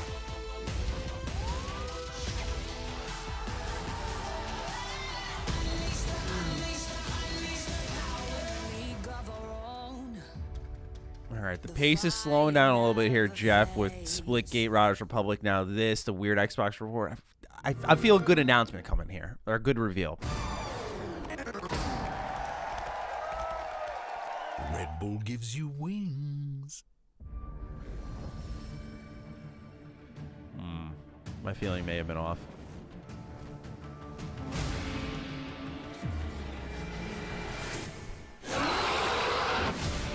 Be a dragon.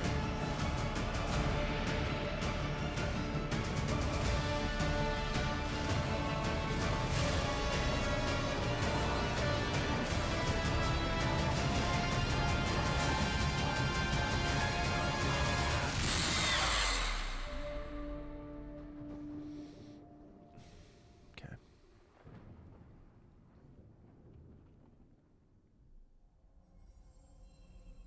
Oh, cute. That was funny. All right. Like I said, I'm feeling a good announcement here. Good reveal.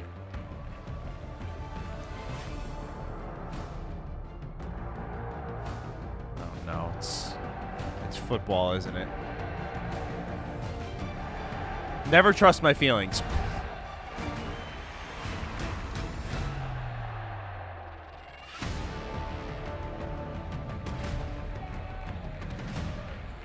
Prepare to play. Hello folks, my name is Eugene, I'm the CEO at Strikers Inc. Our studio has been founded to change the world of football simulation games, forever. I'd like to introduce you to UFL, a global online football league that will be available for free on all major console platforms. The key to success in UFL is your skill on and off the pitch. That's what we call fair to play gaming. Can't wait to share more, so stay tuned and have a fantastic Gamescom experience. Oh, It right. has There been we go. a There's that full feeling I year was since talking we've had about. an update on Lego Star Wars. I was Skywalker feeling it Saga. in the air First somewhere. time you get to play all 9 films in one game. And Yes. Looks like everyone's come out tonight. Jar Jar, 3PO, everybody. All right, that changes today, though, with a brand new look at the game. We're so excited to show this to you. Check it out. Let's go. Let's go. This can only be good. I'm telling you, I'm feeling it. Release date this year. Promise. Promise me you will train the boy. Perby. Yes, Master. I was once a Jedi Knight. The same as your father. How did my father die? Ready are you? What know you of ready? Wait, these rebellion is reborn today. Wait. Wait, I'm seeing a little lightsaber combat. That's a little more action-packed. That looks like more of a third-person shooter. Okay.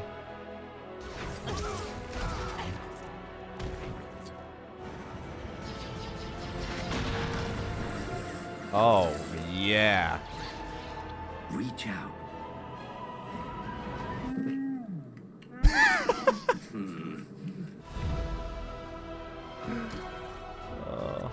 Oh my goodness gracious.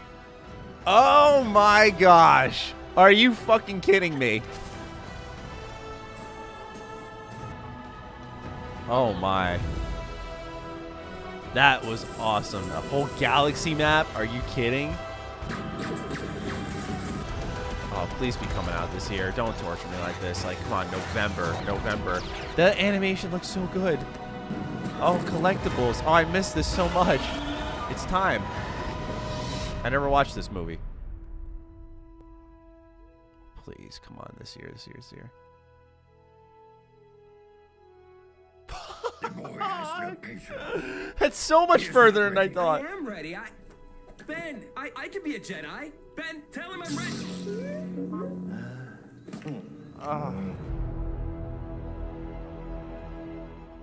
Man. I For the want to wait past that 2 long. years, Next Studios in Shanghai have been bringing to life their vision for a new style of shooter experience on PC. A game called Synced Off Planet. It's a new kind I knew it of was far-fetched that it was coming where this teamwork year. and tactics are important, But so are the enemy nanos. You Spring? can weaponize Oh and have my fight God, on your that's side. torture. Tomorrow I'll be hosting a special actually get upset Gamescom about that. showcase with lots of in-depth info on Synced Off Planet. But right now, here's the re-revealed Pain. trailer. But for I want Synced them to get it Off right. Planet. I want them to get it right. Just, wow, they are taking their time with that game. The Morpheus chip. A revolutionary implant that bridged biological and digital. Soon they found a way to rearrange matter, but it went wrong. We were surrounded by nanos, and they turned on us. Billions of lives lost, the world we knew, over. But we found a way to sync with nanos. To control them. Now the remaining survivors are fighting back. Those of us left are trying to get on shuttles headed for the only safe place. Off-planet. And the tech that almost destroyed us might just save us.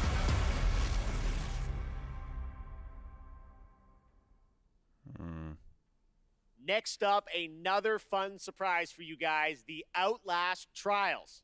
In this horror survival game, you play a part of the Murkoff Corporation. You're a test subject in a controlled training facility in the middle of the Cold War era. Red Barrels up in my home country of Canada has been hard at work on this game. So he's got to where you mention can it. face the trials solo or with up to 3 others in multiplayer. And tonight, I am so honored to world premiere the brand new trailer for this game launching in 2022.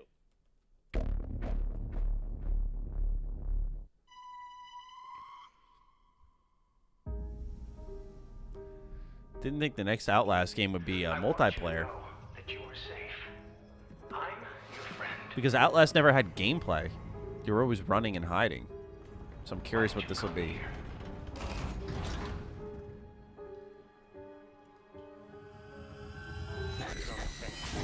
You presented yourself as able-bodied and eager to make improvements. Wicked child! But your behavior... Don't fight the process. I'll learn you! We're all working to unlock your potential.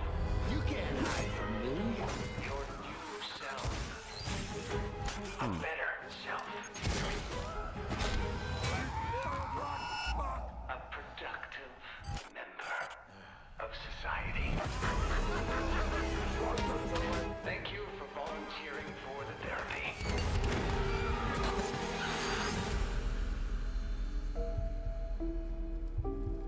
We are all going to get better. Together.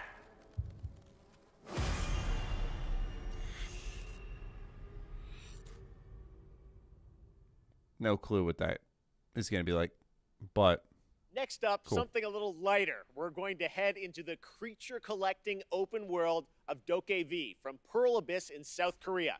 This unique, vibrant world looks absolutely beautiful. What you're about to see is actual gameplay footage from this action-adventure experience where you befriend these adorable beings that gain strength from people's dreams.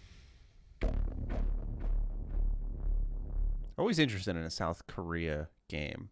I feel like their development teams are really underrated. 'Cause I know Xbox teamed up with a couple of them and they looked really good, so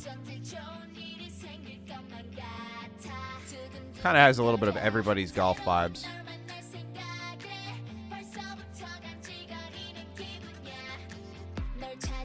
This game looks wild. I thought it was gonna be creature collecting. It's a bunch of kids playing together. Wait, this world is huge. What the fuck?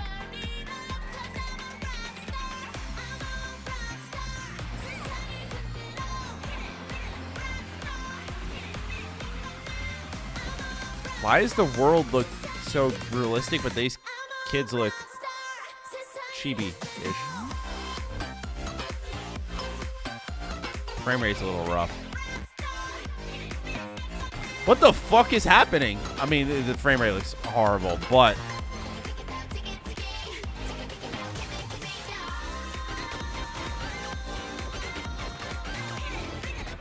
this looks wild.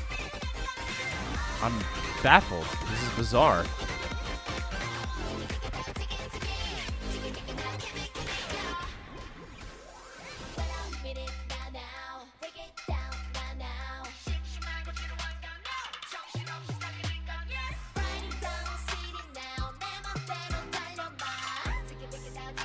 What are they doing there?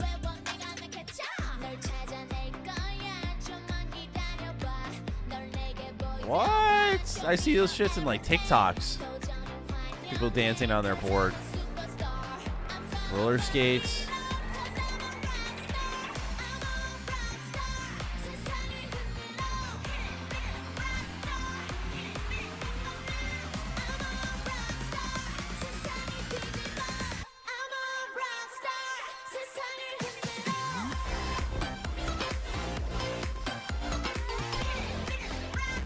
This looks very Monster Hunter-esque. Almost.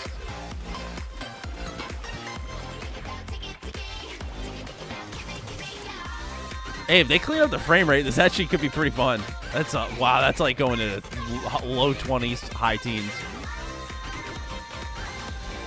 I feel like I'm watching a... She web swinging? What the fuck is this fever dream?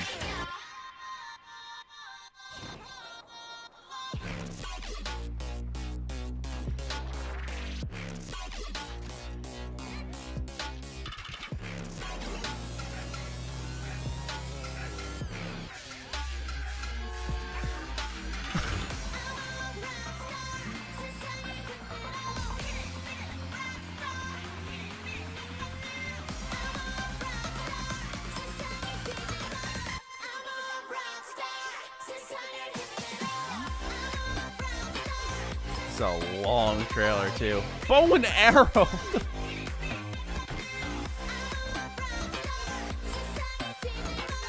It's like team attacks with these creatures.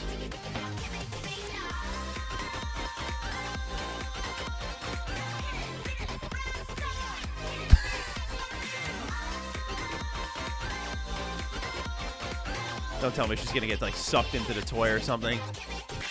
She is! Oh my god.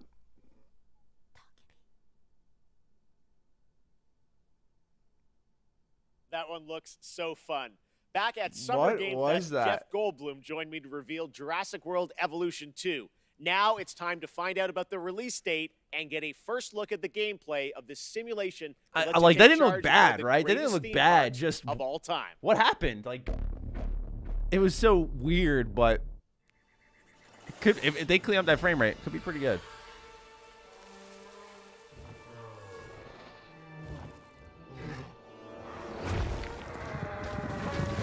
That was a long trailer.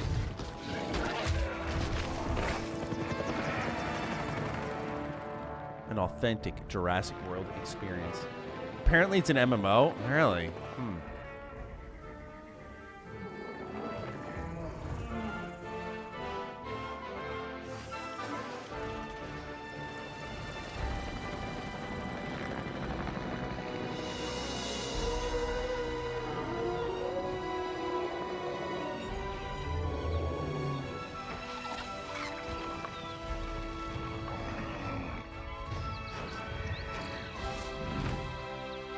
Oh, adorable. That's not adorable. No! No! Prick.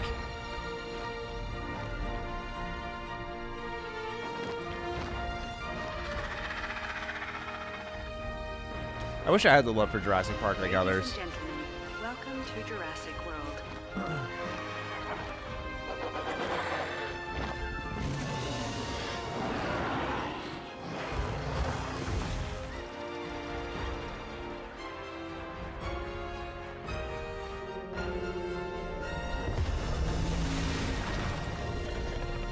That's just wrong.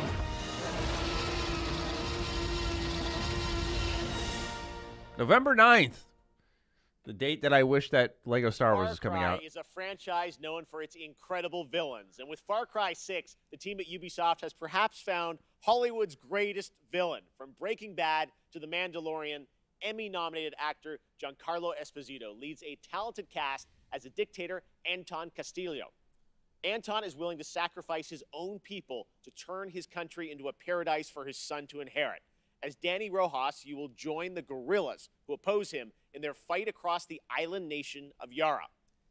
If you like a deep story with compelling characters, Far Cry 6 should be at the top of your list later this year. Let's take a closer look with the world premiere story trailer for Far Cry 6 coming this October.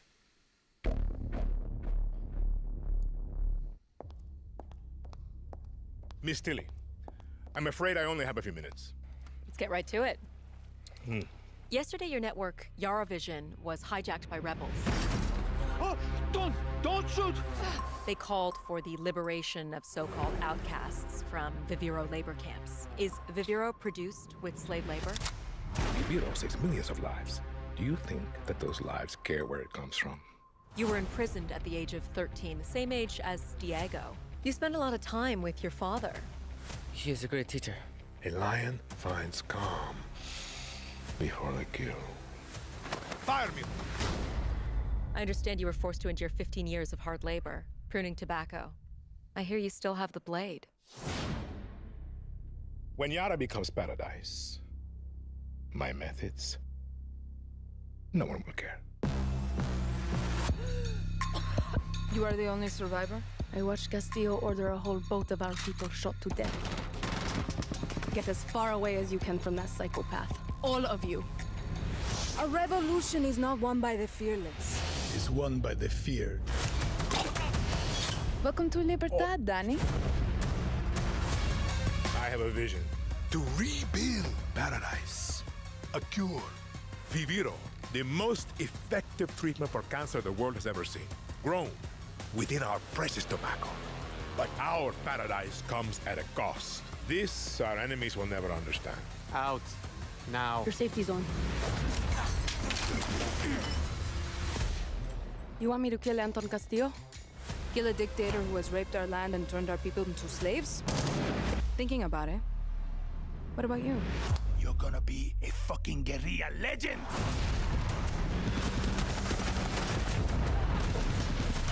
The writing, man, they just...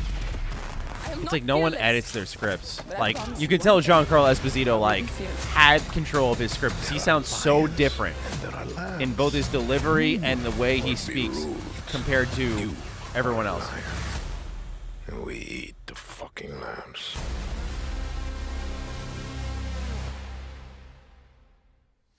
I cannot wait to play that game and see Giancarlo in it. All right, now it's time to catch up on Blood Hunt. We showed you this free-to-play Battle Royale game from Shark Mob back at Summer Game Fest, and it just keeps looking better. Pending on which clan allegiance you go for when creating your own vampire, your playstyle can such a dramatically bad feeling change, about allowing this for a game. broad range of ways to survive the night. An actor so can tonight, elevate a we're bad going to script. get That's introduced true. to one It's a of good these point. clans and their traits. I'm open to it. Out of anything Ubisoft's doing, that's probably the most promising looking one. Oh, sorry. The mouse. There we go. What is beauty? A scenic skyline. A striking garment, perfectly fit. They're doing this before Masquerade 2, by the way, encounter. Bloodlines 2. An aching kiss. A rallying cry in the heat of battle. I'm not even a diehard Bloodlines fan, by the way, man. Just like, what the fuck? An encouraging voice in a time of need. Stunning radiance that overwhelms the senses.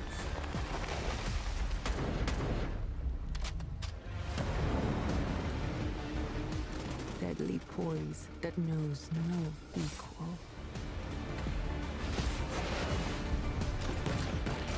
A humbled foe. A fully automatic crossbow. Mercy. Some die for beauty. I'll keep an open mind, right? Like, I'll give it a shot, but just this is not Vampire Masquerade, man. We are Toreador.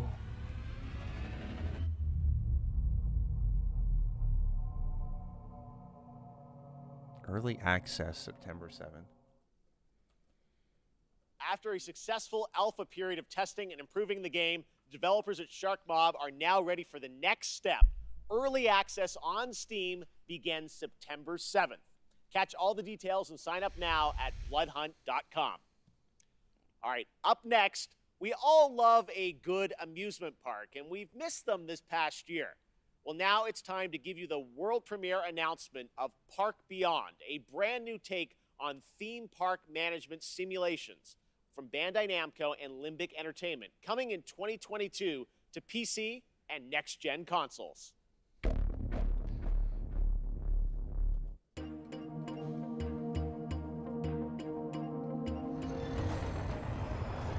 So, Shout out to Dustin. I'm sure he'll be into this it's one. another classic, eh? It's not Roller Coaster Tycoon, but It's a little old-fashioned, don't you think? Oh, nonsense!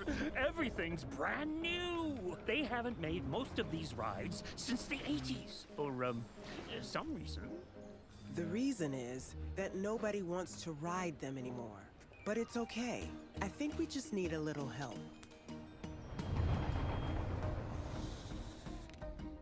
Oh, yes. Very impressive. Oh, the engineering is going to cost an arm and a leg. You remind me of the Visioneer I used to be. This roller coaster, I can feel the magic of it already. Vertical drops with enough G's to make you giddy? Thrilling bursts of speed? Is this even possible? Does it matter? Impossification!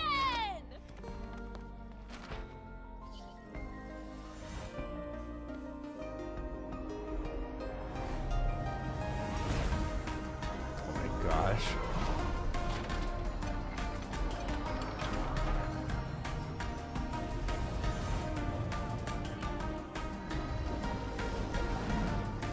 Our success depends on your creativity, my friend.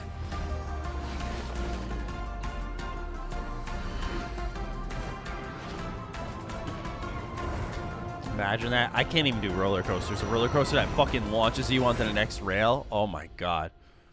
I'd cry. That'd be horrible. First announced last year at the PlayStation Future of Gaming event, Jet, The Far Shore, comes from Super Brothers and Pine Scented, an interstellar space adventure where you explore a mysterious planet in the hopes of carving out a future for a civilization on the brink of extinction. It's a little close to home. Today, we've got an exclusive new look and a release date. Jet is coming to PS5, PS4, and Epic Games Store on October 5th.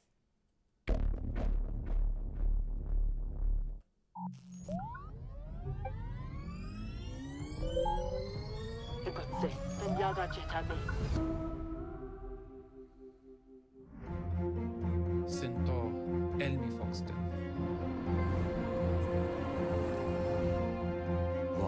I do remember this game now. Yamist and Fars, Zion Veswa.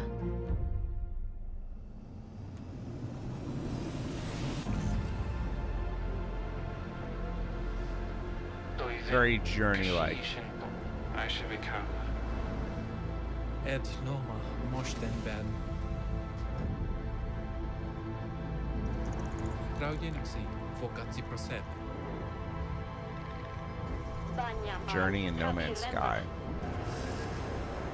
Those are the vibes I'm getting.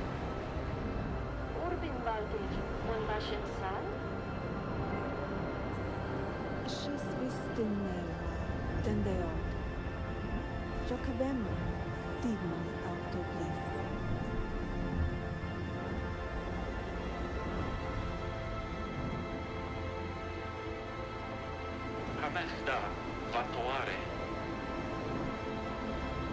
Hacha Manfor. Hamfa Dunin Atlas.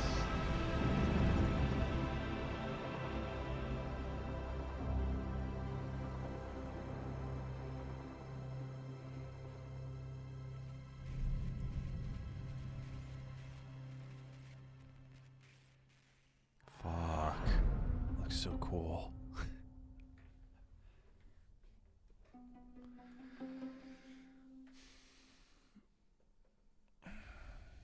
Right now, it's time for an important development update from Guerrilla about their highly anticipated PlayStation game, Horizon Forbidden West. Oh.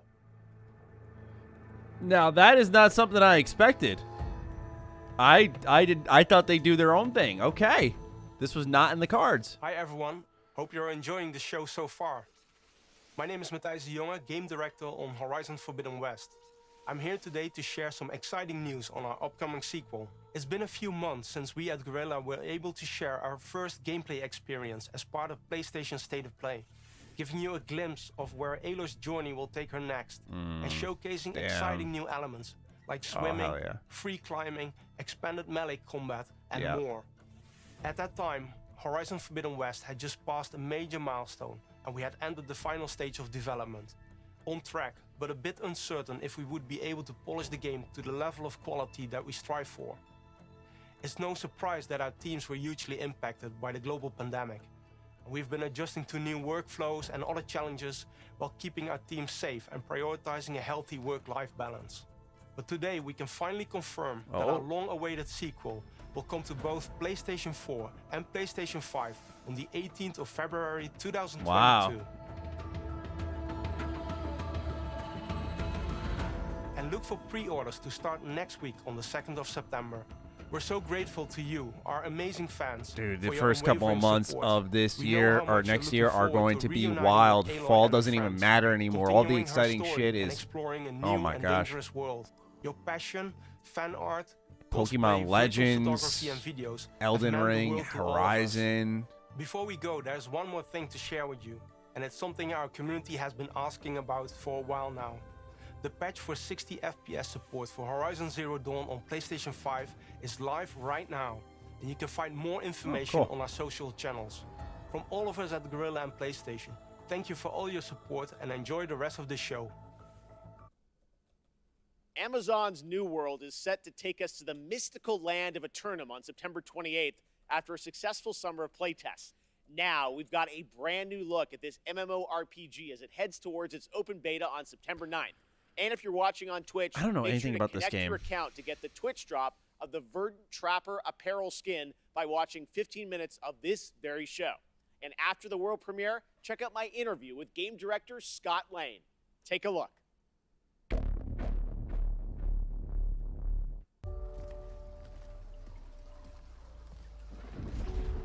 The stories you've heard, they don't tell the old. I'm on that Star Wars The Old Republic grind right now. I was playing it last night, so y'all guys show me something good to pull me off of that. That's all I'm saying. The island is indeed a place of legend. There is power and vast riches as well. But many who've sought to claim them have simply vanished without a trace.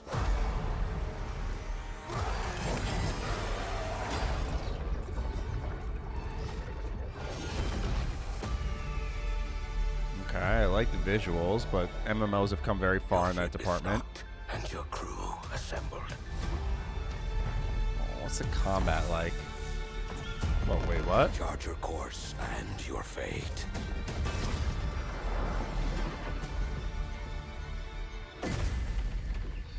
We can pretend no Cooking, longer. fishing, hunting. This corruption must be stopped.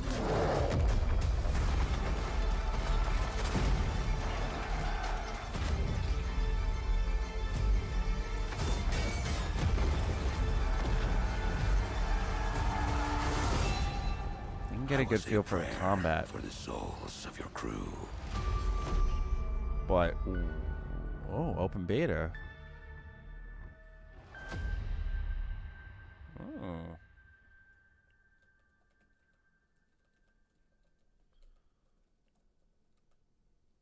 That was the Gamescom trailer for New World, and joining me now is the game director from New World, Scott Lane. Scott, I tried Final Fantasy 14. I got great, Jeff. How are you? 30, 40 hours deep, and it just was very really boring. I didn't get to any of the closed beta expansions, test this though. summer, right? Tell us about it. So, Yeah, we were I thrilled. moved to the and- Old and Republic. I humbled by how love the that Old went. Republic. You know, over I 1 played that a million ton. people showed up to play, and there were 2 and billion minutes this watched one on looks Twitch. interesting as It well, was just though. so fun for the team to get to play alongside everyone, watch those streamers, and we got so much good feedback.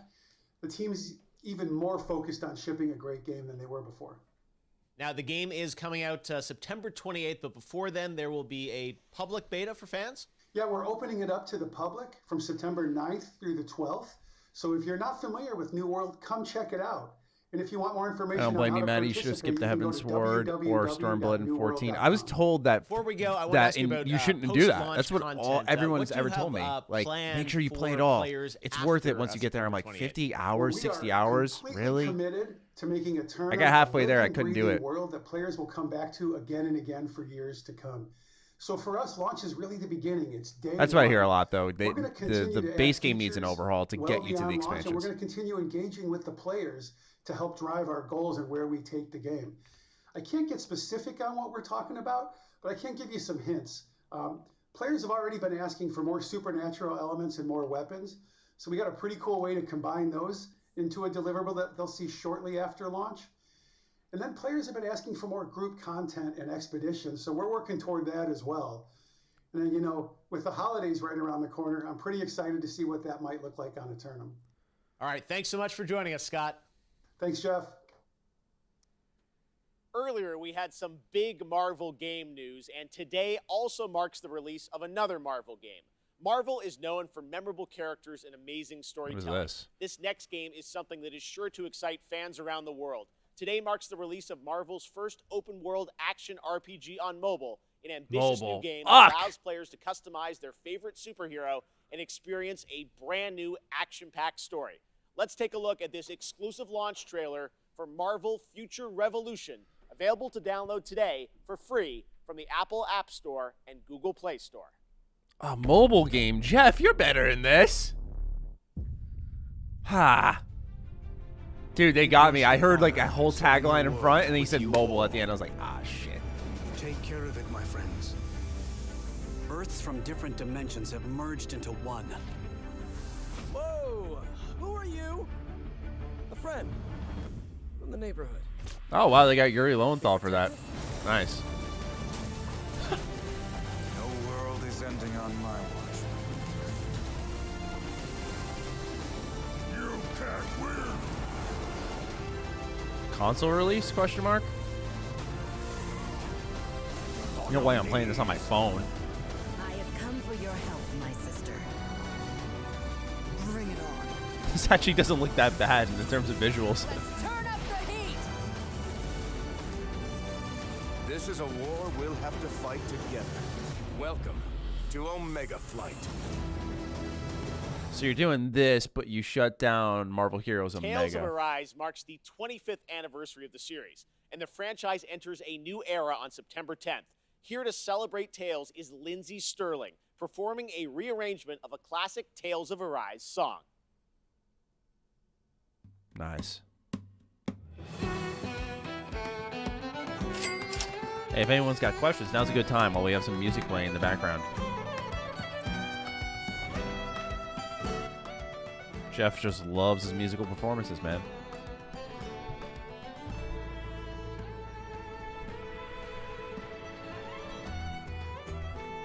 Is Jeff above Marvel? The answer is no one is. No, of course not. Too big of a brand. Too much money. It's probably a lot of money. A Marvel mobile game, their budget is probably fucking insane for marketing. It's probably like, yeah, 50 grand, please. And they're like, really? That's it? Okay, here you go, Jeff.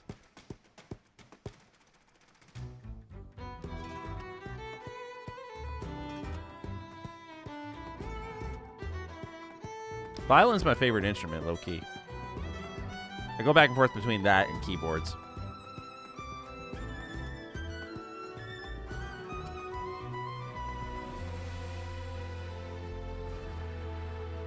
No, Gopi, I didn't play the demo yet. I'm hoping I get a review copy. So at this point, I'm so close, it's like, might as well just wait. I know I'm going to play it, so...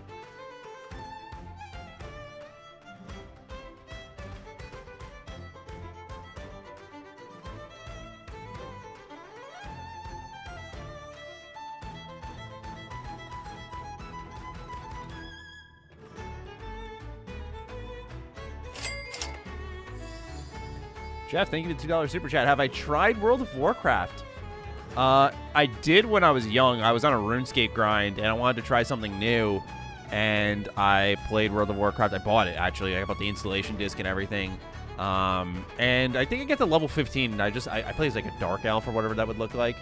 Yeah, it didn't do the trick for me, and so I moved on. I just don't think I have nostalgia for it that others have. Pretty dancing violinist, that's what we asked for. I'm sure it's what a lot of you are asking for.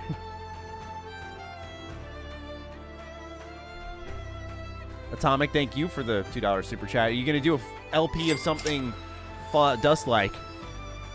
Fallout Frost wasn't as nut-crunching and well-designed as Fallout Dust, so that was my original plan when that came out years ago.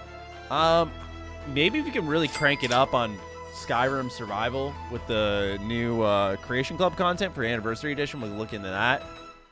But beyond that, no, currently not. I have to finish up my Let's Play of Thank you, Lindsay. That was so beautiful. What's it called?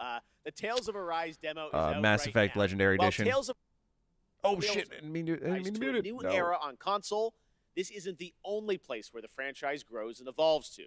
That's right. Tales of it's time for a Crestoria. new game announcement. Here's the new Tales of title for iOS and Android. What? What are they doing? Tales of Crestoria is sitting right there.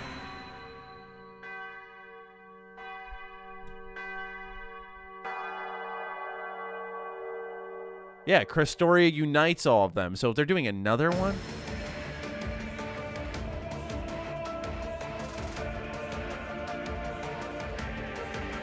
Oh, poor Crestoria. It's going to be abandoned, isn't it?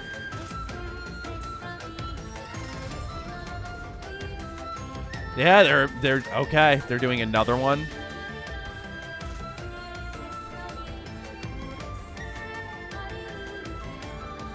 Dude, Jeff is cashing out right now.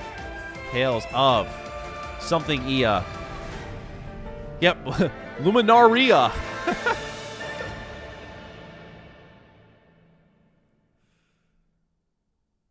Damn.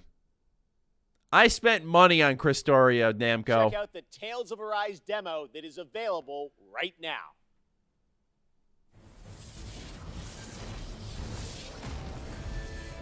Dylan, thank you for the $2 or $3 says super chat. What are your top 3 anticipated games of 2022? Right now, Starfield is up there. Pokemon Legends Arceus and Elden Ring are what immediately spring to mind. I'm trying to think if there's anything I'm missing, but those would definitely be the first 3 that really I'm looking forward to. Play the demo now. Next up, we have 2 more awards for you. Midnight Suns Best is up there. Nintendo I Switch really game was and excited about Best that. PC game. The Nintendo Switch has become a daily companion for many people, so let's see which games might bring us joy on long train rides next year. These are the nominees. Mario plus Rabbids Sparks of Hope by Ubisoft. Yeah. Just Dance 2022, Oh, no. also by Ubisoft. And the winner for Best Nintendo Switch Game 2021 is Mario plus Rabbids Sparks of Hope. Those Congratulations. are the only 2 y'all were picking between? I'm Davide Soliani. What about creative Pokemon? director on Mario plus Rabbids Sparks of Hope. On behalf of the entire team in Ubisoft, I wish to thank you for voting for us. We are deeply honored by your Y'all know that and the only so 2 games excited coming to up show on you Switch more about are the game Mario and Rabbids when and the Just time Dance, and they're will both come. fucking Ubisoft games. Winning the prize Cha-ching, of Best Nintendo cha-ching. Switch game at Gamescom Ringing 'em up. 2021 means a lot to everyone working on the project. And we cannot wait for you to experience this cosmic adventure. Thanks a lot, Gamescom. Like and see you soon. SMT5. And on Pokemon. PC, every game, from the biggest Oh, this would AAA be great. They're doing productions to PC the as well. tiniest one-man shows, is just one viral tweet away from becoming the next big hit.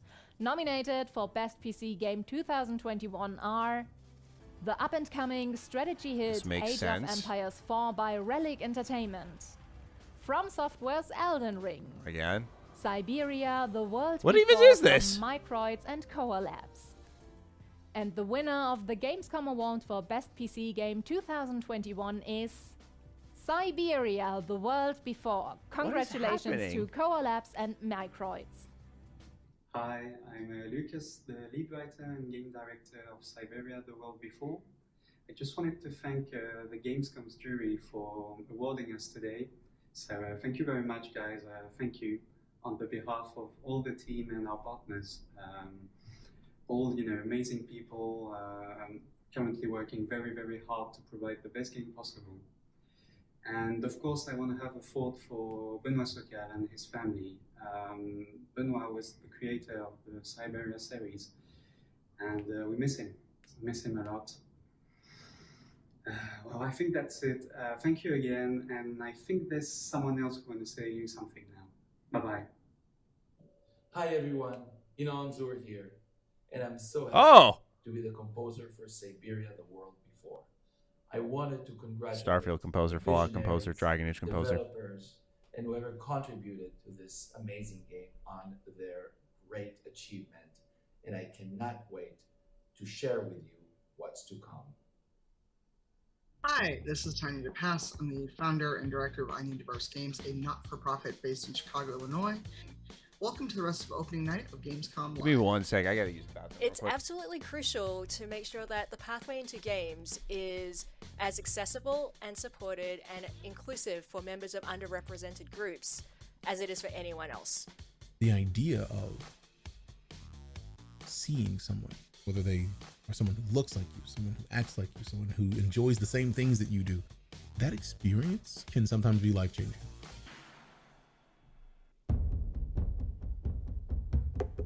A game for those who seek to find a way to leave their world behind.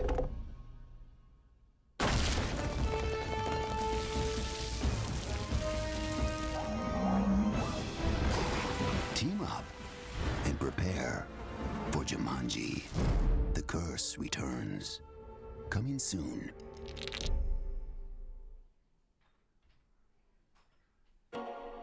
Could he possibly have hired someone else to kill the guy instead? Coming back to a little Lost You think Judgment. these lunatics are still hanging around Eugene-cho? I got a sandwich in here, so part of me is I mange a little bit. Don't underestimate me, Yagami-san. Yagami-san.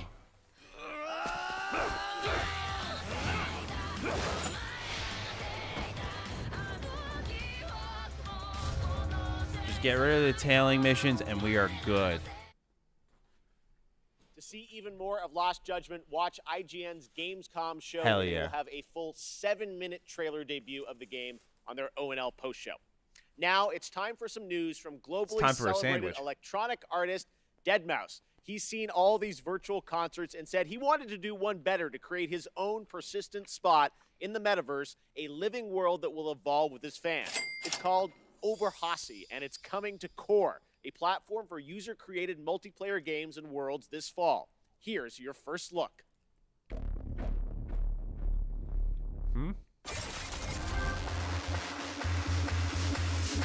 What is up, Gamescom? This is your good friend Joel, professionally known as Deadmau5. Yes, that is the correct way to pronounce it. Tell your friends. We're here to talk I didn't to know you that at all all. about Oberhasli and Core and bringing game Deadmau5? development Are you to the kidding me? masses. My mind is blown. I said Oberhasli is Deadmau5 for just a really years. great place for Deadmau5 fans to come and hang out with their friends and cross-communicate and just have a good time with Thank you for the various $5 activities. super chat, We're Tommy. going to offer Optimist. interactive concert experiences. We've seen virtual concerts. We've been there. We've done that. There was no shelf life to it. So the future plans for Oberhasli are switching it up and keeping it cohesive with real-world events. You know, what's happening with Deadmau5 and the tour, the music and the releases have some longevity to it, be upgraded. It would be the gateway to the brain So of a Joel Deadmau5 in the game. world of Core.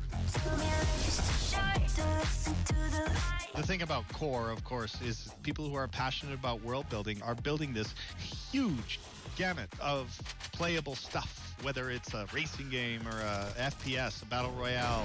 The variety was amazing. My first day in Core, I found this game called Mergelandia, and I did a 12-hour non-stop grind on it. It was just so addicting. If you like counting spaghetti, this game is like for you.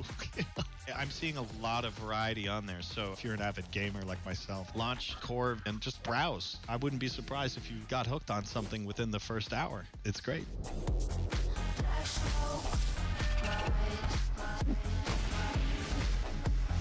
Nothing more convincing than an endorsement from Deadmau5.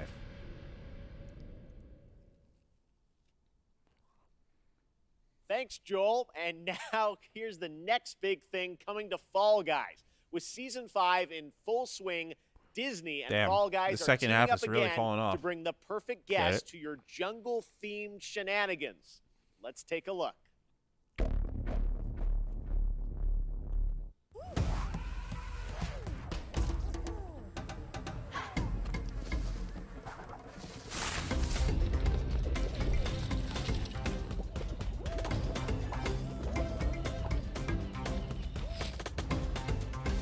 I never got a crown.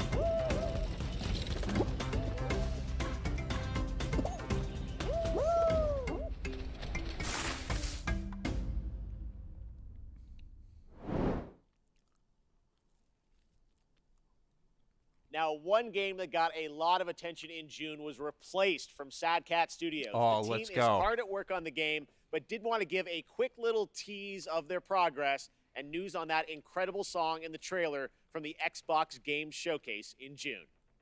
This game looks amazing.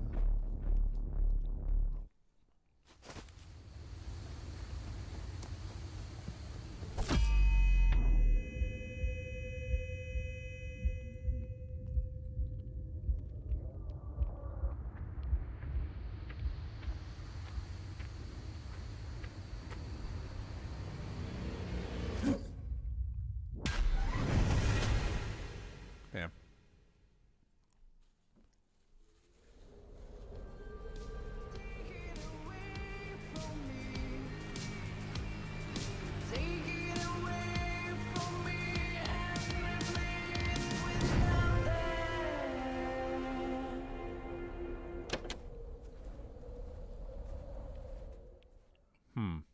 Small I'm teaser. listening to that tonight. All right, it wouldn't be Gamescom without a hotly anticipated strategy game And this year, Age of Empires 4 is in full force with an exclusive gameplay reveal for you, a new campaign, and a new civilization showcase leading into its release on October 28th.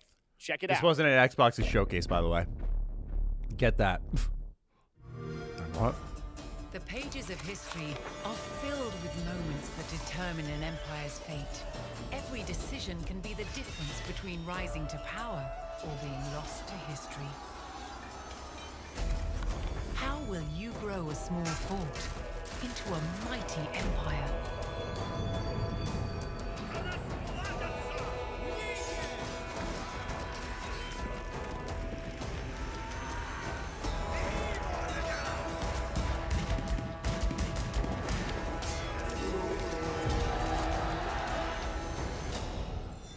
Every empire, no matter how large, came from humble beginnings.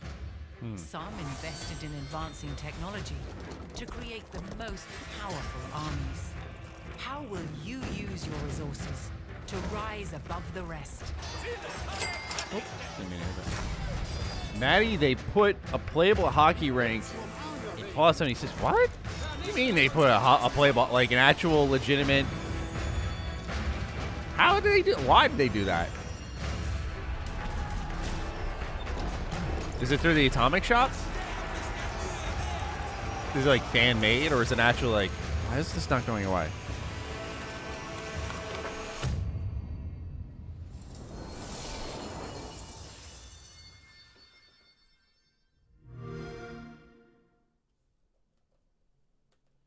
Earlier this year, Valheim, a brutal exploration and survival game for 1 to 10 players, let me took minimize it. over Steam, and it sold over 7 million copies in just under 2 months and reached a peak concurrent of over 500,000 players, the 5th game to do so in Steam history. Well, tonight, Iron Gate and Coffee Stain are excited to announce Valheim's first content update, Hearth and Home, has a release date. This update focuses on base building and survival experience. Builders and cooks are going to have a field day. Here is the beautifully animated trailer.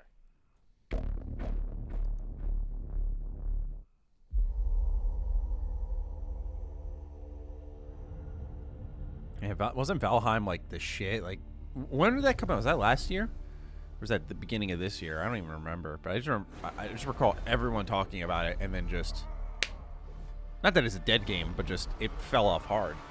I don't know if they just couldn't update that fast.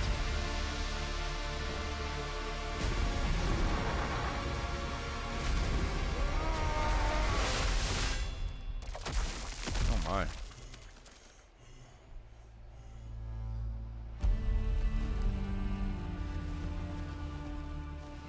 Oh, they need to. Oh, Evo, I got you now. That would be pretty cool if they did that. I mean, it would be very not Fallout, and it should melt in a heartbeat, but it'd be cool.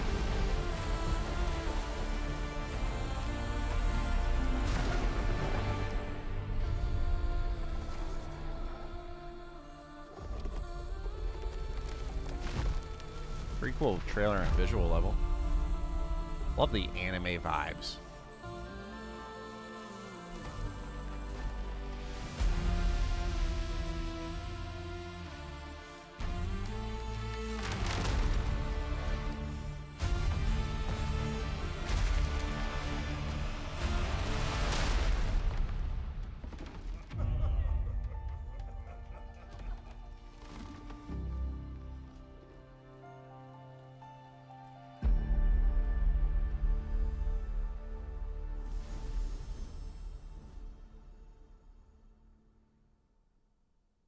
Nice. Sick. And I've got one more award to announce. No. Tonight. PlayStation is No. also expecting to get a whole bunch of awesome titles in the near future, so picking the best one turns out to be a real challenge. These are the 3 nominees for Best Sony PlayStation Game for 2021. Once again, the promising Elden Ring by From Software. For 2021, the 17th installment in the Tales series, Tales of Arise from Namco Bandai. The horror game The Dark Not Pictures, Ratchet. The House of Ashes by Supermassive Games. Returnal. And the winner for Best Sony PlayStation Game 2021 after all these nominations is Elden Ring. Congratulations. こんにちは、フロムソフトウェアの北尾です。この度はこのような素晴らしい賞をいただき、誠にありがとうございます。開発チーム一同、大変光栄に思います。エルデンリングはここ十数年の我々の集大成として、 This should transition to a trailer, you'd have to imagine, right? また新作タイトルとして新鮮な体験をユーザーの皆さんに楽しんでいただけるよう開発を進めています。これまで我々のタイトルを楽しんでくださった方はもちろん、そうでない方もぜひご期待いただければ幸いです。この度はどうもありがとうございました。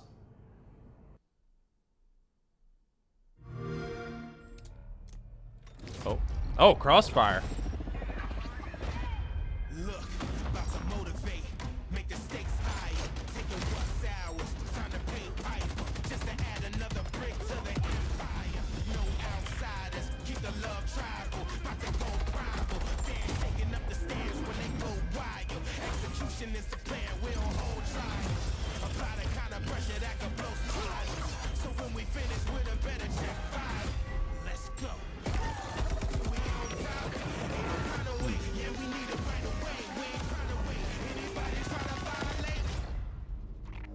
Is this Crossfire?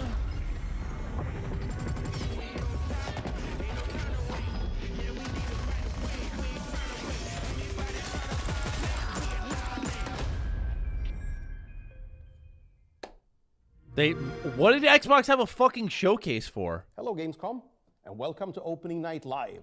I'm Joakim Brodén from Sabaton, and today we'd like to show you our new song and video, Steel Commanders, that we did together with Wargaming and World of Tanks. And we cannot wait to play this song live, and hopefully we'll be able to play live again soon. So, until then, let's battle!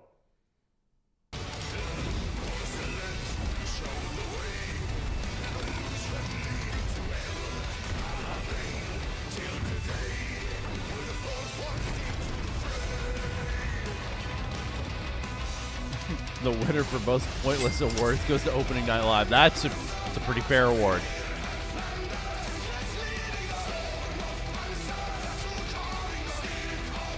I'm glad a lot of the chat likes this band. It's pretty fire, even though I don't really care about the game. Tonight, for one night only, Team Fordzilla is back on the road, and you can watch us live on Twitch. We're bringing all the good stuff you know us for, and the chance to win a Mackie for 3 months. Go 3 months? 3 months? What the fuck? Win and go wild. Okay, dude. Imagine winning a car and you only get to keep it for 3 months. Red Bull gives you wings. All right, we're entering the last 10 minutes, so I'm wondering what... Genshin Impact No way. continues to deliver meaningful updates to fans, and now it's time for its first crossover character, Aloy from Horizon, who is set to join the game. Only person in chat that'll be excited on about this is PlayStation on Kopi. September 1st, and on all platforms for version 2. I was going to say they should have something pretty first big look to end at her this. in action. But we're going to get a look at anime Aloy. Aloy here. If I have to share something, it'll be my bow. In the service of people who need the help.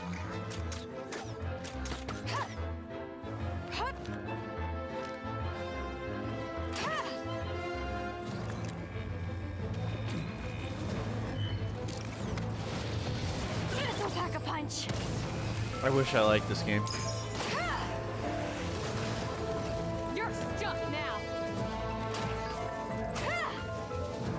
The hunt is on.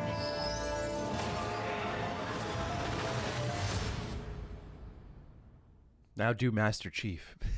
Imagine that.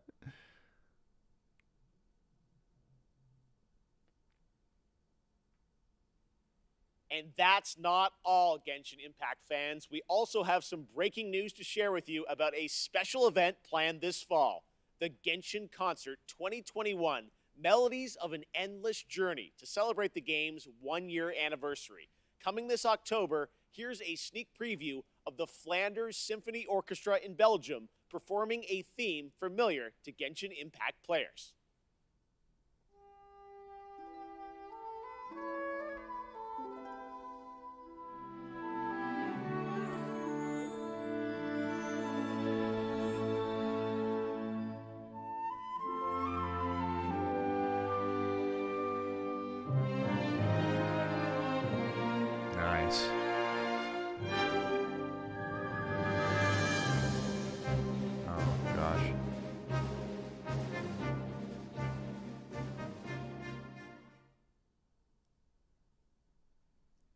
Slow Clap revealed Sifu earlier this year, and recently I had a chance to go hands-on and play the game.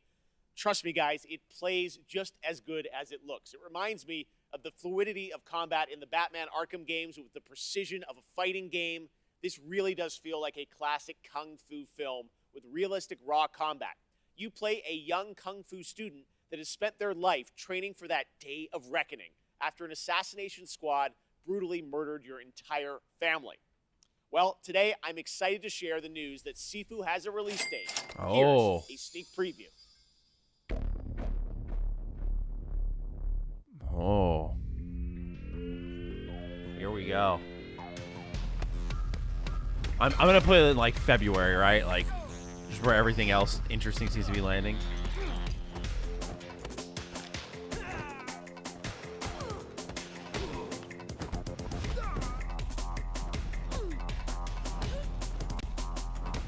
This looks much better, but I'm surprised the people who are big on this don't look into Absolver, which kind of had a lot of familiar elements from this game.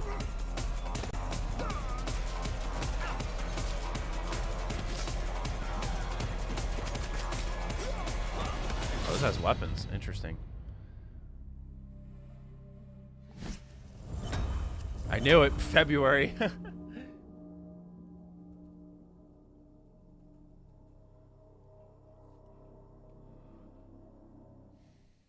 We still have more to show you, Sabaton but right is now metal we're for going to annoying head nerds. back to Germany There we to go. check in with That's the Natasha. explanation that Take we it away. needed. Appreciate the $2 Thank you, super Jeff. chat. Oh man, don't give another Once, reward, please. There was a time when gaming was a niche and gamers were only a tiny group of people without a lot of influence. But now we are millions. We are one of the biggest communities in the world, and thus we can help change the world. One way to do this is with the Gamescom reforestation program, where we can plant a whole forest. From the creators of Plant Turismo, Leaf of Legends, and Pinecraft. Released in 2020, Expansion Pack 2021, launch soon. Gamescom Forest. Not a game, but a game-changing project. Thousands of trees were donated by the best community in the world because we need oxygen even more than a good Wi-Fi signal. Save a bee. I get what you're plant a trying to tree. do, and it is very important, but Let's grow. The Gamescom saying Forest. like And that's it from Very me important tonight. initiative. I hope Very you had a important. blast Cannot and are be excited stated for enough. all But the new games coming in the next month. Don't forget to check saying out we don't need Gamescom now Wi-Fi, and our German we live need streams on oxygen. Twitch It's like and YouTube that's not for how you even break more her to people. games and talks and fun. Thank you very much. I'll see you tomorrow. Back to you, Jeff. The entire show has been Thank a you slow so clap. much, Microsoft still Natasha. hasn't made the Now, case to buy an back in Xbox June, Series we X were this year. Not that joined you can by find it Hideo anyway. Kojima Interesting. To announce Death Stranding They're gonna Director's end it with Cut Death for Stranding? PlayStation No 5. fucking way. Tonight, Mr. Kojima has prepared an in-depth video to give I you think a they look have at the enough games coming to gameplay Game and many Pass. of the new I guess not this. They don't care if you features buy an and Xbox. They want you more on Game that you'll Pass. encounter when But the I get game what you're trying to arrives on start. PlayStation 5 I feel like on they got enough September games rolling 24th. now. So please, sit back, relax, and enjoy an extended look prepared just for opening night live at Death Stranding Director's Cut. My man loves Kojima so much that he's taking his re-release and ending his show with it. Come on, Jeff. You know better. He knows better. I know he knows better.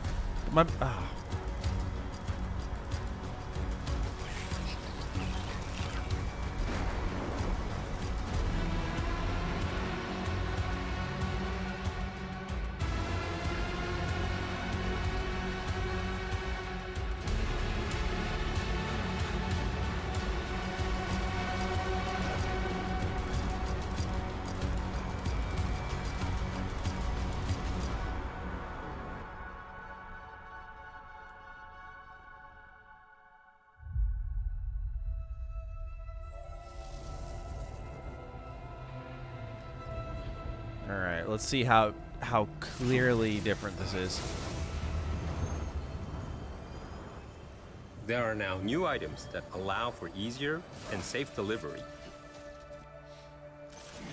One of the new items is the Evolved Stabilizers, which features seems thrusters already pretty that help big. reduce the impact of landing when jumping from higher areas.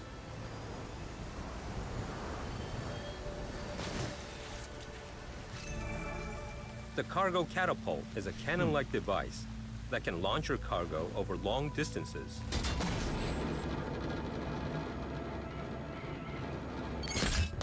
Enabling you to develop even more creative ways to deliver your cargo safely and more efficiently. Right. You should have more faith in yourself.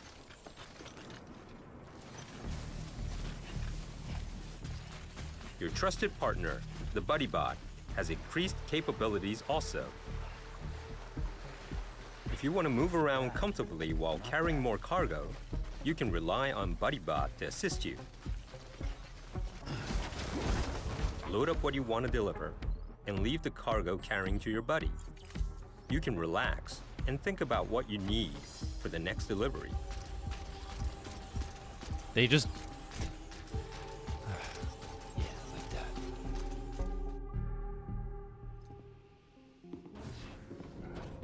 How can they not play the game? That's all that mechanic says to me. That's the way they avoid their issues with the game. They go, let's make it so they don't play it. Have them sit in the BuddyBot. You can focus on what's next. It's like, or go on your phone.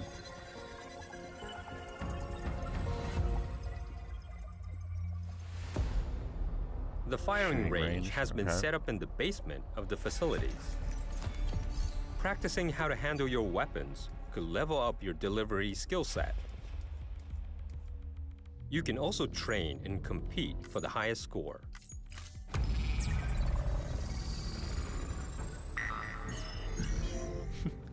You can relax and think of how great Silent Hills would have been.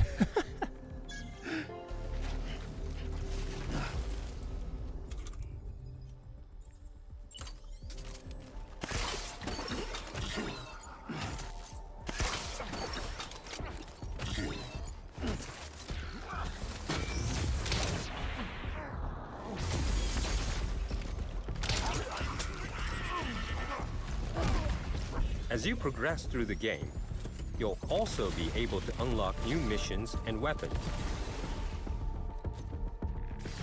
The Maser Gun is one of the new weapons that will be introduced. It has a few different functions.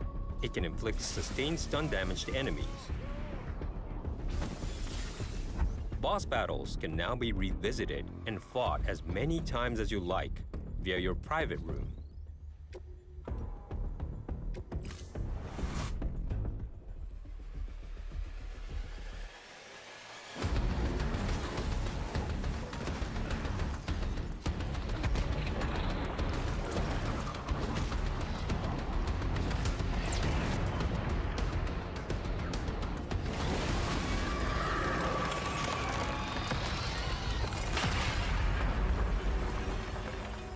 Your scores will be shared in the all-new online ranking system, allowing you to compete with players from around the globe.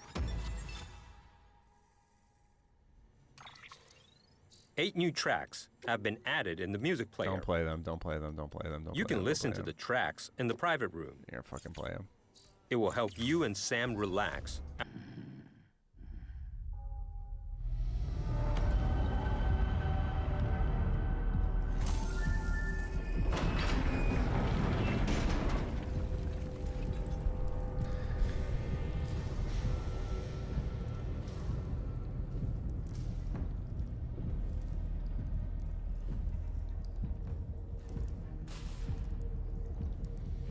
New action-packed delivery missions have been added. Oh, okay.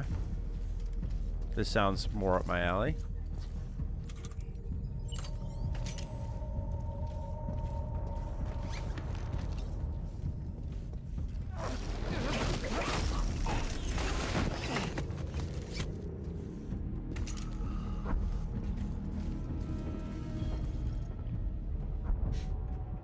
What truth will Sam unfold in the mysterious facility?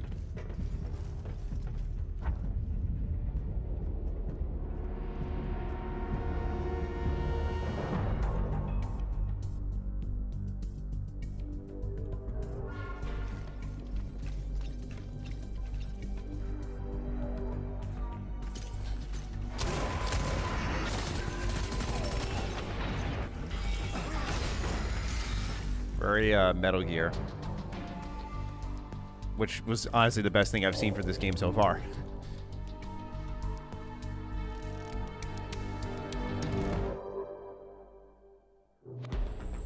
New fun. We've also added jump ramps, enabling you to jump over valleys and crevices with ease. You can even do tricks.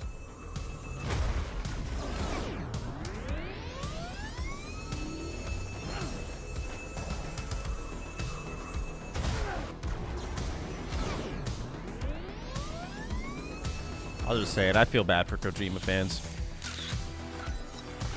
This is what y'all want? This is the sophistication There's we're a looking new for? racetrack. You can time attack with other Christ. SAM players from all around the world who are connected online in the rankings.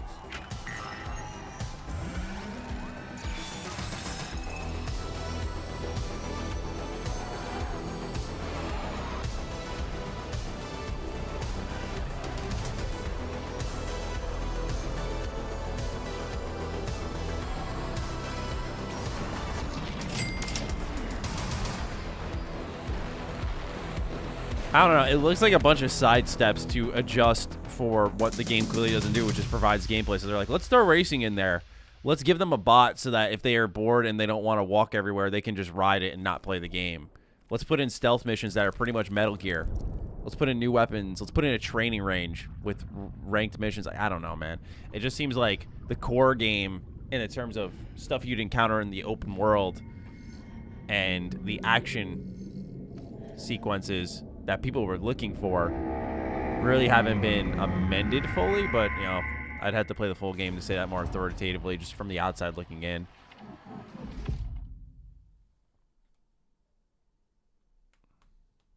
I'm good, though. I'll pass. Amazing. Well, that is going to do it for Opening Night Live, but there is much more Gamescom to go and more reveals tomorrow and Friday. Gamescom is not over just yet. And I will see you again this December when the Game Awards returns live around the world for our biggest celebration yet of the world's biggest and most powerful form of entertainment. Every email, tweet, interview, etc. should end with Fallout Remaster until we get one. I didn't expect one here. I think it'll be sometime. Halloween special, Muppets But hey, Haunted Mansion. I can't that was believe this is happening. That's a decent show. The second half was like I've been writing down everything that was announced for the show, and the beginning was solid. Saints Row, Marvel Midnight Suns, Cult of Lamb, Midnight Fight Express, TMNT, Super Monkey Ball. I was like, all right, cool. Those are all pretty good.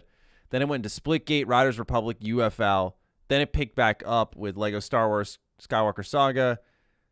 Then it got weird. Outlast Trials, Doke V, Jurassic World Evolution 2 is fine. Vampire the Masquerade, Blood Hunt, Park Beyond, Jet, not interested in. Horizon got a release date. New World, Replace got a very small teaser. Age of Empires 4, Crossfire X, Sifu, and of course, Halo release date. Overall, decent show, but there was weird stuff like the awards and shit that just like, what? Anyway, I've got to go prepare for my show and try to get a video on time for y'all after that. So I got to get to work. Normally, I like to sit and chat for a while. But thank you all so much for, once again, sitting with me through another reaction stream. I don't know when I'll be live next. I always try to just guess and figure out. But since it's been a pretty intense week, I probably won't be live again for the rest of this week. I would not expect it. So you'll know. I'll put it on Twitter. And, of course, I'll schedule it here on YouTube. And so you'll see it if you want to tune in. But other than that, thank you so much for sitting down with me for this week with Gamescom. And take good care of yourselves, all right? I'll see you for the videos for the rest of the week. And other than that,